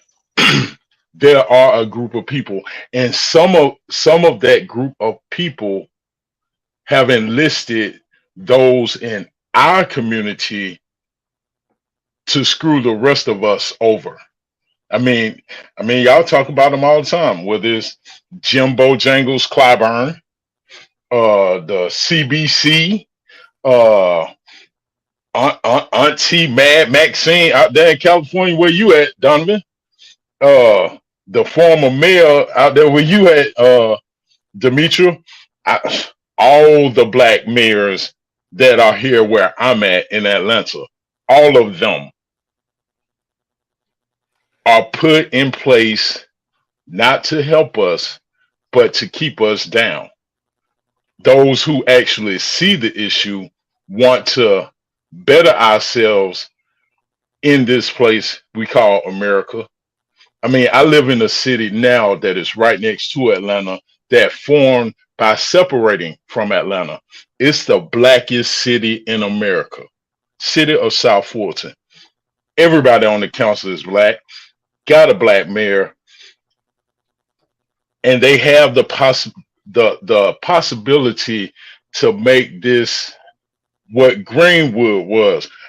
They had an opportunity to make it everything that Rain Love mentioned. All those 50 plus black Wall Streets that have been eliminated by this government. But yet, too many of us remain in the mindset where it's blue no matter who, and that's not saying run out here and vote red. But too many times when you say that, people assume that, oh, you're a Republican. No, I'm not for the BS, if I can keep it clean. But And let me ask y'all this. The Mexican had their land taken away. Did they not? Yes, they did. absolutely. Absolutely. Yep. What's going on in America with Mexicans now? Or 40% of the population by 2030. You don't think they had a plan to take what was taken from them back? You don't, y'all More, don't think more they than had a that, plan to do that? And they are doing more, that. So the point, more, let me finish. So the point, go ahead. I was just going to say more than them having a plan. The door is open for them to be able to take advantage. And this is But not an why? excuse. Why? The door is Why? shut on us. Why? Why is it shut on us? No, why is the door open for them? Let's have a real good conversation. Why Okay, is it open for them? the door is open for them because, and to refer to what Farrakhan said, they'll rather put them in charge than us, and I'm paraphrasing, because the society, the group that is responsible for us in this condition would rather see someone else in charge rather than us, because they are afraid that we will do to them what they have done to us. And I'm not even saying that's going to happen. As a matter of fact, when it comes to go ahead, Demetra. Go ahead. You sound like you want to get I mean, because, listen, I follow Farrakhan, okay? And the problem that I have with people, and not just you, LS, same thing with Malcolm. You got a problem with me? No. I'm saying not you. I'm kidding. Go ahead. I'm kidding. Because sometimes people be like, oh my God. I'm just a passionate person. But people often Go for it. They talk Farrakhan, but they don't talk all of Farrakhan. Because if you would have listened to what he said on his 90th birthday, he said, there's a lot of us living in what? Did y'all watch it? Did y'all watch what he said? He said, there's a lot of us living in Niggerville. He said, who lives in Niggerville? Now, this is his words, not. I'm just telling you what he said. He said, niggas live in Niggerville, where we ain't doing much. We making excuses. We just kind of in a state of nothingness. So the point that I'm making to that is, yeah, we know that they didn't go take us, and I know some people say we was already here. Yes, we was already here for the sake of argument. Lord have mercy. They didn't go get no weak people. They went and got the strongest people on the planet Earth. But we don't know that. We don't walk that way. So of course they know if we came into our right mind, because that's what they also say in the Nation of Islam. When we become in our right mind and we wake up and get knowledge of self and know who we really are, the things that we do as Black people in this country to each other alone, we will stop doing it. We will say, I can't hate my brother. I can't kill my brother. I'm not going to hate on my sister. We're going to organize and do what we need to do. And so they have gotten us out of our right mind, and we will not come back to that, which is why we see a lot of degradation in our community, whether it's the TV, the music, and everything else you can think of. They have got us in our lower desires, right? So we argue about silly stuff. And I'm not saying that the white man has not done horrible stuff to us. They're still doing horrible stuff to us. But they've done it to them other folks too. And those other folks said, enough. We're going to organize on them. And Farrakhan, the Nation of Islam, Marcus Garvey, and a whole host of other people, Dr. Carl Anderson, they tell us the same thing. Do for yourself. Organize. Practice group economics. But somehow we skip over all of that stuff and talk about what the white man is doing to us, which he is. But again, tell me one white man that's coming to the door of a Negro during Black Friday and saying, spend all your discretionary money with us this Christmas season. You tell me one white man that's making Black people go do that. If you can show me, if y'all can show me that, then I'll shut up. I will shut Santa up. Claus. Santa Claus. Santa Claus. But since y'all's quoting Farrakhan, what did he say about Santa Claus? Hey, I don't know what he said, but I can tell you what I say. The same letters that spell Santa spell Satan. He said, down with Santa Claus and up with Jesus. That's what he said. So I'm just saying, I'm gonna let y'all all up because I'm sure y'all got a lot to say to me. But let me say this real quick about reparations though. And I've spoken to some white people, and I have, from what they tell me, I've convinced them that, yeah, they should be get behind reparations. When people on this panel, people in the chat, when y'all speak to others about reparations, we usually get the same pushback that, you know, I didn't have slaves. My family didn't own slaves. Your response to that should be, nobody said you did, and I'm not accusing you of that. Then their next move will be, well, I shouldn't have to pay for that because I didn't have slaves. Your answer to that should be, well, no, you don't have to pay for that. The government has to. And then they'll say, well, where's the money? Where are they going to get the money from me? Well, no, they're going to pull it out of thin air, just like they do for every other group that they give it to. So print the money and give it to who it belongs to, which is us. And to speak to your point, Demetra, about how do we get out of this situation? The people who look like us, who have been put in these political positions to be above us but are not for us, we have to remove them from the playing field. And I don't mean in a violent way. Oh, no, I know, we can no longer support the Keisha Lance Bottoms, the Sheila Jackson Lees, and the I mean, y'all know the list. Al Sharpton, all those who would have you not go to Florida because of what the NAACP said, when it's the same NAACP who out there where you at, Donovan, said, well, no, don't give Black people $5 million for reparations. Put it into programs. No, cut the check and stop playing. Isn't welfare housing a program? Isn't subsidies a program? So yes. Why would we do something that has already economically failed us? Give us our money, cut the check. Let me say this, and I'm going to let Brother Norris and Jason, I'm going to let you go first because you were on here first. I keep seeing, people saying that they weren't stripped of everything, the knowledge of self. Yeah, we know that. But we know that now. Why do we still operate in ignorance?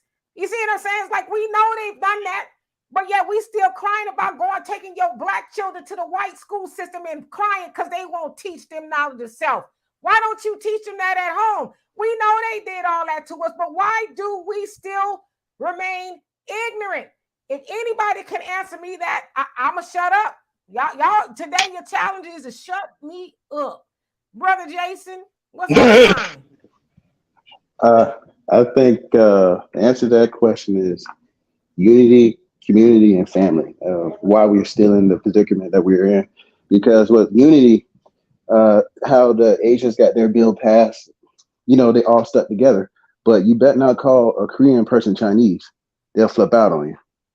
Community-wise, like we don't spend our money, like Dr. Clyde Anderson said, we don't spend our money in our own community.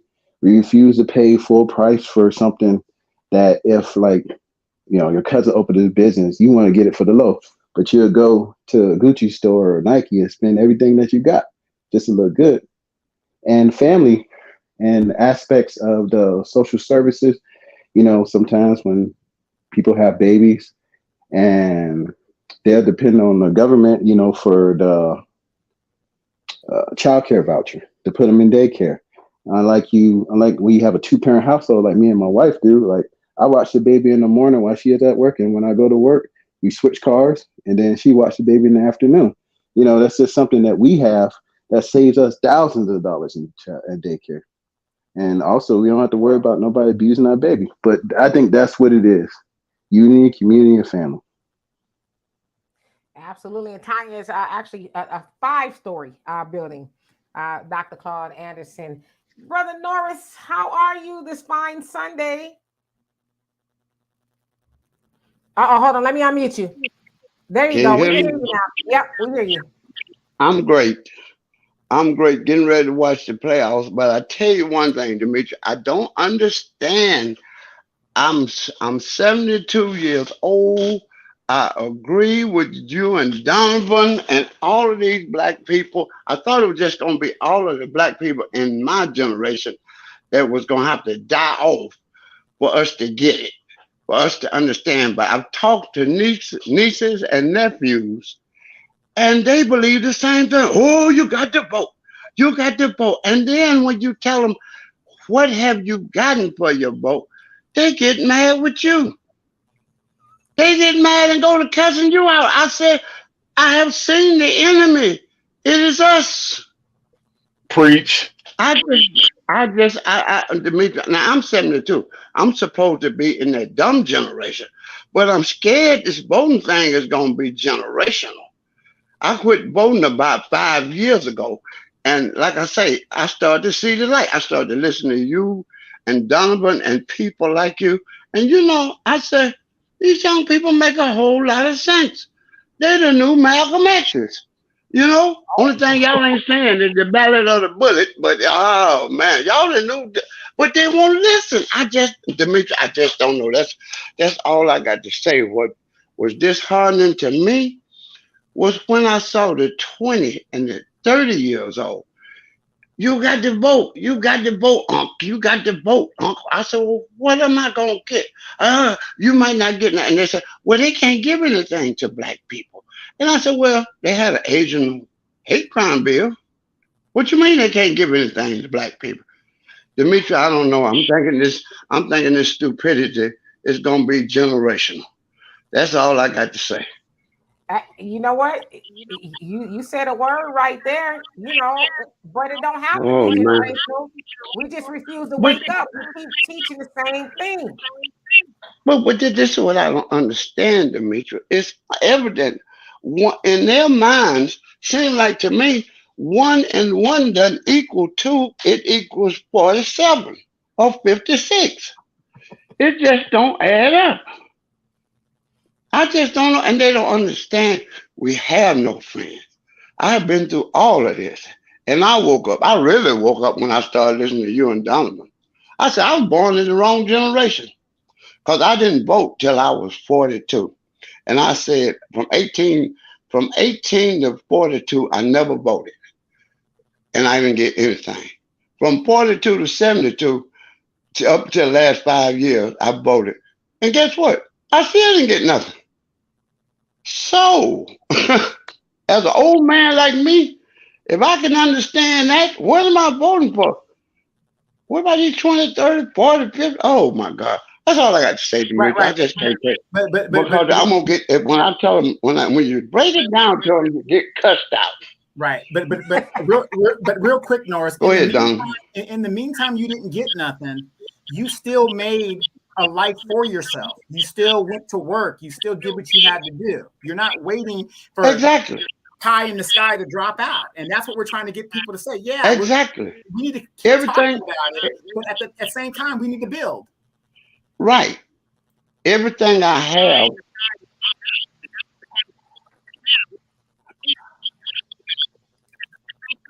Oh, wow. Right.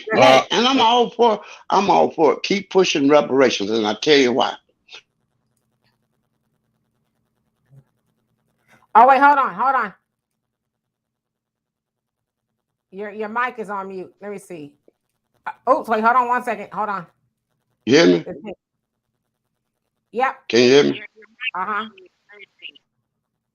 Oh, wait. Okay, give it 1 second. Wait, hold on.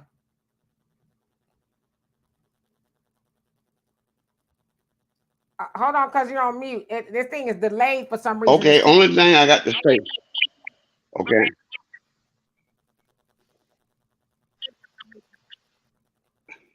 Can you hear me? Yes. Can you hear me? I'm gonna say one more thing, and I'm going. Keep fighting for reparations, and I'll tell you why. You remember for years and years and years, they kept saying, well, college students are not eligible for money. They're getting a free education. And they kept fighting and they kept fighting. And guess what? Now college students are getting money and can make money on their own names. So it will come about. Maybe not in time for me to see it, but keep going. But I appreciate what you and Donovan doing. But you're gonna be cussed out by your own people. I'm sorry. I'm sorry. Hey, before you jump off, man, keep preaching to them. Yeah. Keep preaching to them, no matter if they cuss you out or not. Because you the older generation, and you telling the ones who not thinking like us, and hopefully on some level it'll finally reach them. But that's what I'm talking about. I didn't go to college. They went to college and got stupid. There it is. They didn't get there smart. it is. You was not lying. There it is. It's what Demetrius and Donovan is saying is common damn sense. That's all it is. Common damn sense. They ain't even got common damn sense. Oh, but anyway, Demetrius, I'll let you go. Let somebody else talk. Thank you. Come back and see All right. All right, I will. All right. Y'all have a good night. I'm going to watch the playoffs now. You too. All right. Bye-bye. Brother Don, what you got? I see you came back again. What you got on the conversation? As we're chasing our tails, okay? To apply a physical spiritual problem. And the problem is we're going to stay in this state because we as a the Most High said, if my people would humble them, turn from their wicked ways. We are some of the on this planet. You know what, Don, your phone is kind of cutting in and out. If we would turn from our wicked ways, heal us, he would heal our land, and he would heal us as a people we have fallen from.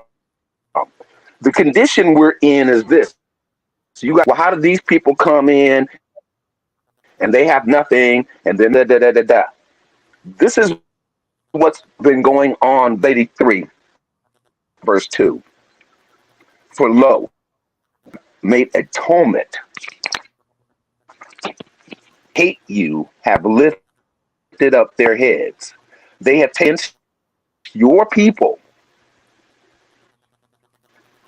consulted against your hidden ones. That would be us. Yeah, said, come, let us cut them off from being a nation. The name of Yasharel may be no more. They have consulted together. They are confederate against you. This is the problem to say. We don't know who we are. We are the people of this book. We're the only people in the world into slavery. So That's the tells you. I'm not religious. I'm not religious. This is it's not a religious book. They turned it into a religion. You were going to ask me a question. Yeah, because I hear all of that, but I also know there's a lot of stuff in the Bible that tells people to do what you got to do. Faith without the works is dead, and all of that. So yeah, I get all of that. We know we the But you chosen people. got to understand what that means. Understand what that means. I mean, regardless of what it means, because I hear what you're saying, and I really do. But my grandmother used to always say, it used to drive me nuts. Oh, I'm gonna let go and let God. But you know what my daddy always say? Prayer ain't worth a damn at a bear meeting. So while we sitting up here praying, the bears are circling. What you gonna do? Get on your knees and pray? A bear, please don't eat me? Or you gonna pick up something and swing, or pull the trigger, do something to save your own self? You know what I'm saying? So I get it. I think we need to really have a conversation about both. I'm not religious either. I do believe in God. I believe in a higher power, but I also believe that God has predestined us to do for self as well. So we need to commingle that message. Absolutely, absolutely. We're not supposed to sit we gotta around do what and David did. do. We gotta do what David did. Come on. What did David There's do? time for that. We gotta do what David did. There's time for David killed the bear. David killed the lion. There is That's what I time want for to that. add. A set time for that for the people of the most in accordance to his word. He's the one that runs this world is full of a lot of deception and a lot of things they are. A lot of people have been put in to keep you exactly where you are, they are not who you think they are. And they got bamboozled. Mm-hmm. The Most High says, my lack of knowledge. We have no knowledge of who these people have to be our leaders. These people are controlled. And that's why they do so well in this world. To keep you, black people, of Yasharel, the tribe of Yehuda, put under these curses. Now, see, here's the deal. When you are following his ways, obeying his, guess what will happen? Because there's people that are of the tribe of Yehuda, but the tribe of Yehuda as a whole, well, you can look at us. We're a hot mess. So that's all I'm saying. I know who I am. I'm a child of the Most High from the tribe of Yehuda. And that's the only reason I'm condition I'm in damn America. And I'm out of here. I'm going next year. Gone. So anyway, All right, brother. Thank you. I do love you though. Thank you so much. So, hey, honeydew, how you doing? all right. Enjoy the rest of your evening. I shall. You do the same. Yeah, I think the playoffs is gearing up, so all the fellas are like, "Hey, we got going on." Like, all right, we only got 7 minutes left. We only got 7 minutes left. We got 7 minutes. Hello, Lisa. How are you? You said he's reading Psalms 83. Okay. And Rain, you're saying the same thing. I mean, I get it. Like I said, I spent a lot of time in church. I get it. But I know within that same Bible, it talks about, you got to, do for self too. God has given us the talents, the gifts, and things that we need. And that's the one thing I hate about religion and our people together is we take some of the book and we hold on to that, but we don't talk about the rest of the stuff in the book. You know what I mean? The Bible has got a lot of pages and scriptures and stuff, but we only talk about a certain part of it. And me personally, I don't want to be a part of any religion. You know, I know the Bible says, be anxious for nothing. I get it. You don't want to be, hasty in your thinking and rush. I get all of that. But I don't want to be a part of a religion that keeps telling Black people, well, you kind of got to just, and I'm not saying y'all saying this, but, be docile, wait on it, pray on it. Because I know that God has given us the ability to also do for self. So I just think we need to tell, and they don't tell us that in most of the churches. They tell us, they talk about prosperity, but then you keep coming back to church broke. You leave church broke. So, like, why are people missing the message? I don't know. That's because the pastor actually believes in helping himself. That's why they end up broke. He's helping himself, but they're not helping themselves. So, yep. Bug Horse, how you doing?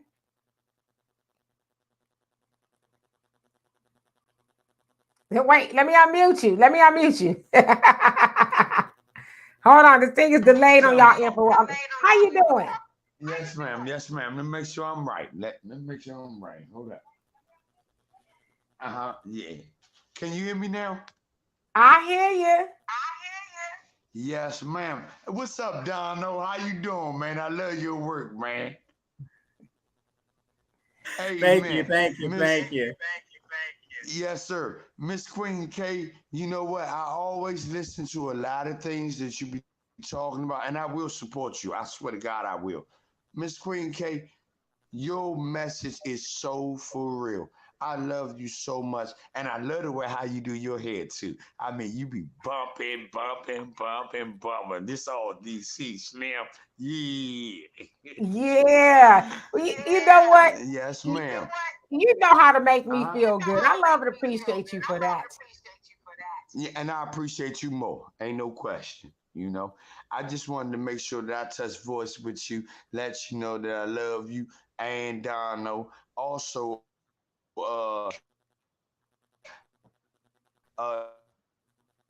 your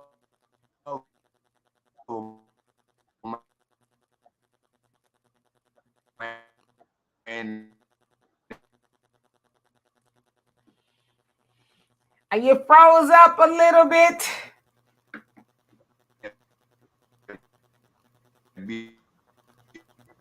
You're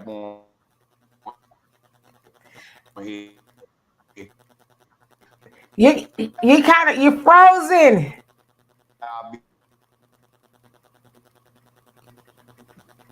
Oh yeah. You froze up on us. You froze up. I'm gonna put you on mute until you unfreeze. Tyrone, how are you? And basically the family, my nieces and my nephews, man, y'all got it going on. Ain't no question about that. Hello? Yeah. Hold on one second. I'm sorry. Hold on. It be delayed on this end. Hold on one second, Tyrone. Okay. Yeah, probably so. I'm sorry.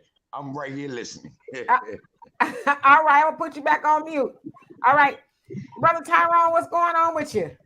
Not too much, man. Just here on this good Sunday at work. You're not working too hard, are you?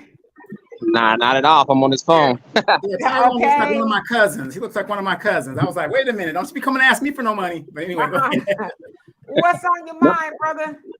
Nah, but what I was listening to the guy before you, man, is doing all that Bible talk, plebiscite talk, and everything, and I'm like, I'm not too well versed on my Bible, but it's also a saying in there that says faith without works is dead, right? Yeah. Correct me if I'm wrong, I don't know, but I'm just like, see, I like low key though, I think a lot of why we in the situation that we in now is because we kind of been leaning more on one side than we have the other, because it's just like you said, you got to commingle those messages. You right, he was right. Get in your Bible, seek God's faith and all that. I mean, he's got faith and not faith and all that, but I'm like, I think at some point, he kind of wants us to kind of, handle our business, start to handle our business on our own too, Yep, exactly. Kind of like, kind of like, how adults be wanting their kids kind of at some point, hey, you a grown person now, you gotta get out there and get it on your own. So it's like, but that's all I was saying. I'm just like, I think, man, I get it. We do need to see God's face and all that, but we still do need to be out here and be active. Hey, make these people, give us something for our vote. Make these people be held accountable for the situation that they put us in too. Sure, we got a lot. We got a little responsibility. A lot of the responsibility is on us too. But hey, man, hold them accountable too. It take two to tango, and that's all I'm gonna say. And I'm out.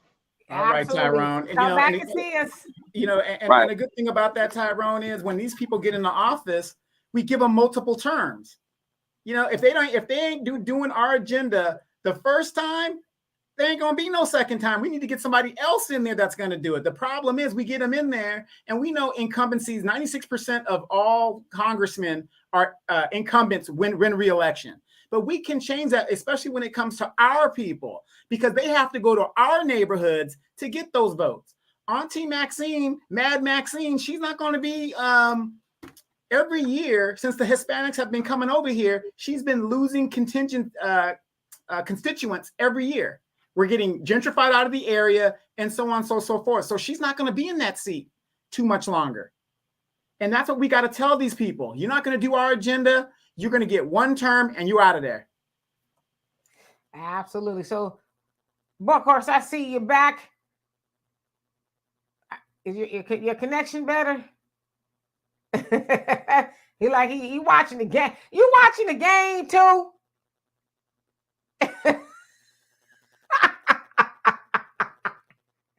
Wait, hold on. Let me unmute you. Are you watching the game?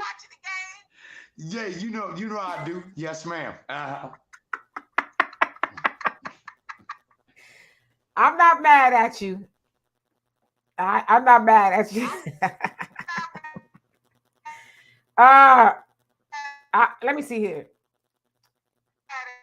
Brother Diane says, Farrakhan is a 33-degree Mason. They are opposed to the Most High. So how does he represent the Most High when Satan is his Elohim? Are you talking to Arneba?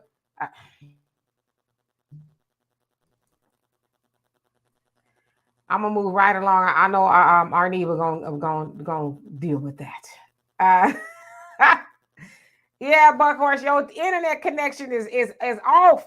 It's the game is sucking all the internet from you. He done froze up again. I'm gonna remove him. So anyway, I know Donovan is going to itch to go get his piece of chicken and go watch the game. Don't lie, Donovan. Don't lie. No, the Lakers ain't playing tonight. I don't think so. Did they get put out or something? And here's the thing, you guys, and I want you guys to understand this. For the money that LeBron has been paid, one championship out here in LA is not good enough for a 5-6 year stint that he's been here. Now, remember, 3 of those years, he was a pseudo GM, the people that he wanted.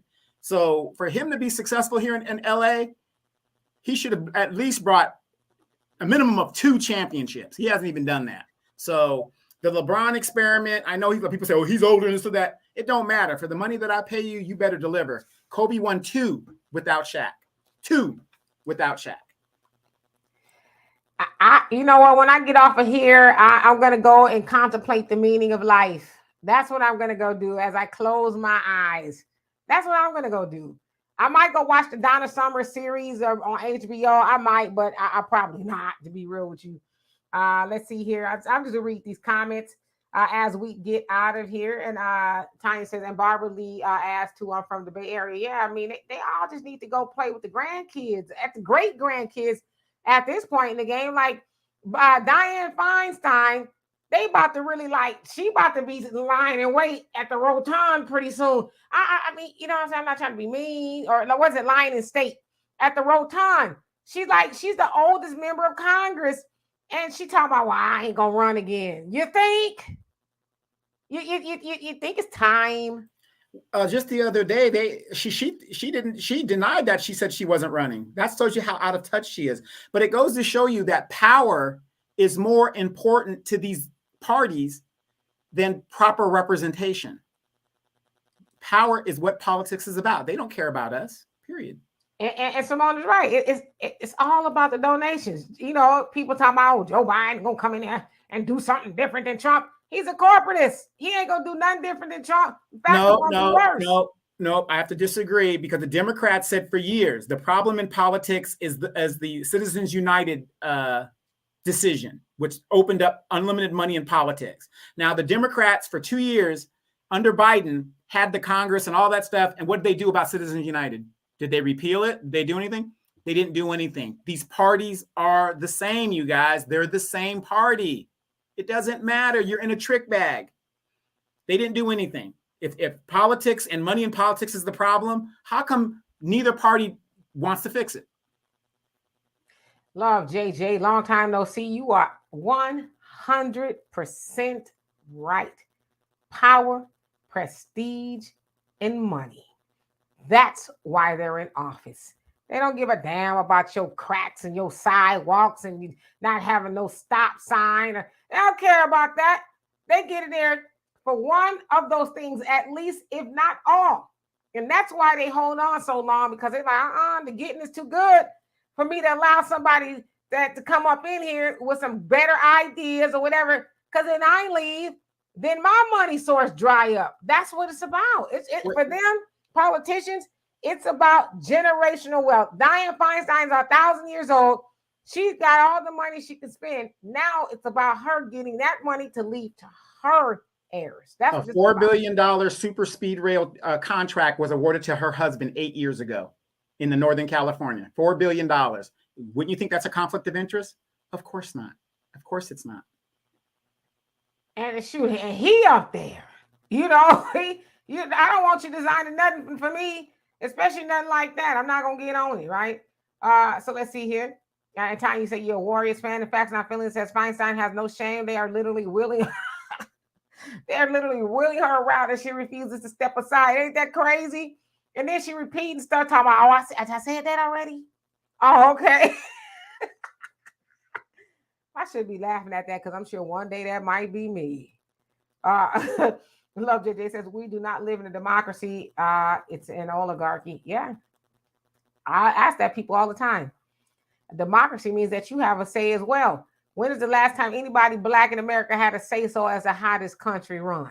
Well, explain this to me, you guys. If we live in a democracy, how does the LGBTQ community can have so much power and say, and they're a small group? The Asians have so much say, and they're a small group. How does that happen? There are more Black people right now than there are Asians, and they got a crime bill on the first try. And Governor Ron DeSantis made it a mandate that you learn about AAPI history, Asian American Pacific Islander history. He made it a mandate, but he told y'all Black asses, not on my watch. Mind you, within that mandate, he says that students must learn about what happened to the Japanese during World War II. So again, the Japanese were in internment camps. And I know they're different types of Asians. I'm not trying to lump them all together, but they down there running this country. And they were in the internment camps not that long ago. I'm just saying. And they're a minority group as in the numbers. And yet they dictate what their group gets and whatever. And yet we have 63 members of the CBC that can't do anything. And there's only 5 votes that stop any legislation in the House. Y'all, Michael, how you doing? And one who cares, how you doing? You say, stop calling ourselves people of color. Geez, well, we don't call ourselves people of color. You back? Yeah, I'm back. My bad. Okay, I forgot to tell you, Demetria. The first video I saw of yours, and I was like, oh yeah. Every time I see Demetria, I'm thumbing up the video. It was a simple video. I think I put it in the comments like a while ago, but like it was a simple video. I think all you would just ask was, I just made a video to ask how y'all doing today. Hey, and I was like, I'm like, man, that was such a simple video, but nobody's ever done that. That was I liked that. And I've been a fan of yours ever since. I had to tell you that. I couldn't let this moment go past without telling you that. But I'm not trying to get off the subject though. The subject was serious and it was real. We do need to get active out here, and like, hey, and I like what you said, Donovan. You right, man. We don't need to be leaving these people in there for all these terms, and they not doing nothing for us, man. I'm like a whole congressional caucus, man, and they just letting these people just mollywobbles, man. It's like, yeah. Anyway, man, nah, you right, but I'm out of here, dog. I just want to tell you that I'm a fan of the show, both of y'all. Peace. I'll leave y'all alone now for real this time. You good? Come back and see us again. All right. All righty. I remember that video, and I think that's a good note to leave on. I will say this: we as Black people in the United States of America, we have it worse than anybody. I don't care what nobody say. I don't care what Twitter says. I don't care what nobody says. Black people have it bad.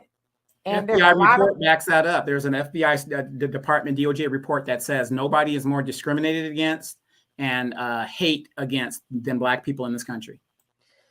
Yeah, and there's a lot of us that do go throughout the day without anyone saying, "How you doing?" And I'm not talking about in the sense of just passing the time, like I'm asking, but I really don't care. No, for real. How are you doing? We got to start doing wellness checks with our people. How are you today? And mean it, which is why, like, I like doing the live shows here, because we do have an opportunity to really talk to each other and, hey, just really see and hear what's on each other's minds. Because I know a lot of times, Brother Norris, I'm gonna put you up, but I'm gonna put you on mute. A lot of times on this thing called the internet, we do watch a lot of people. And there's some people who they'll talk the whole time they're on here, rarely acknowledge the people that's in the comment section.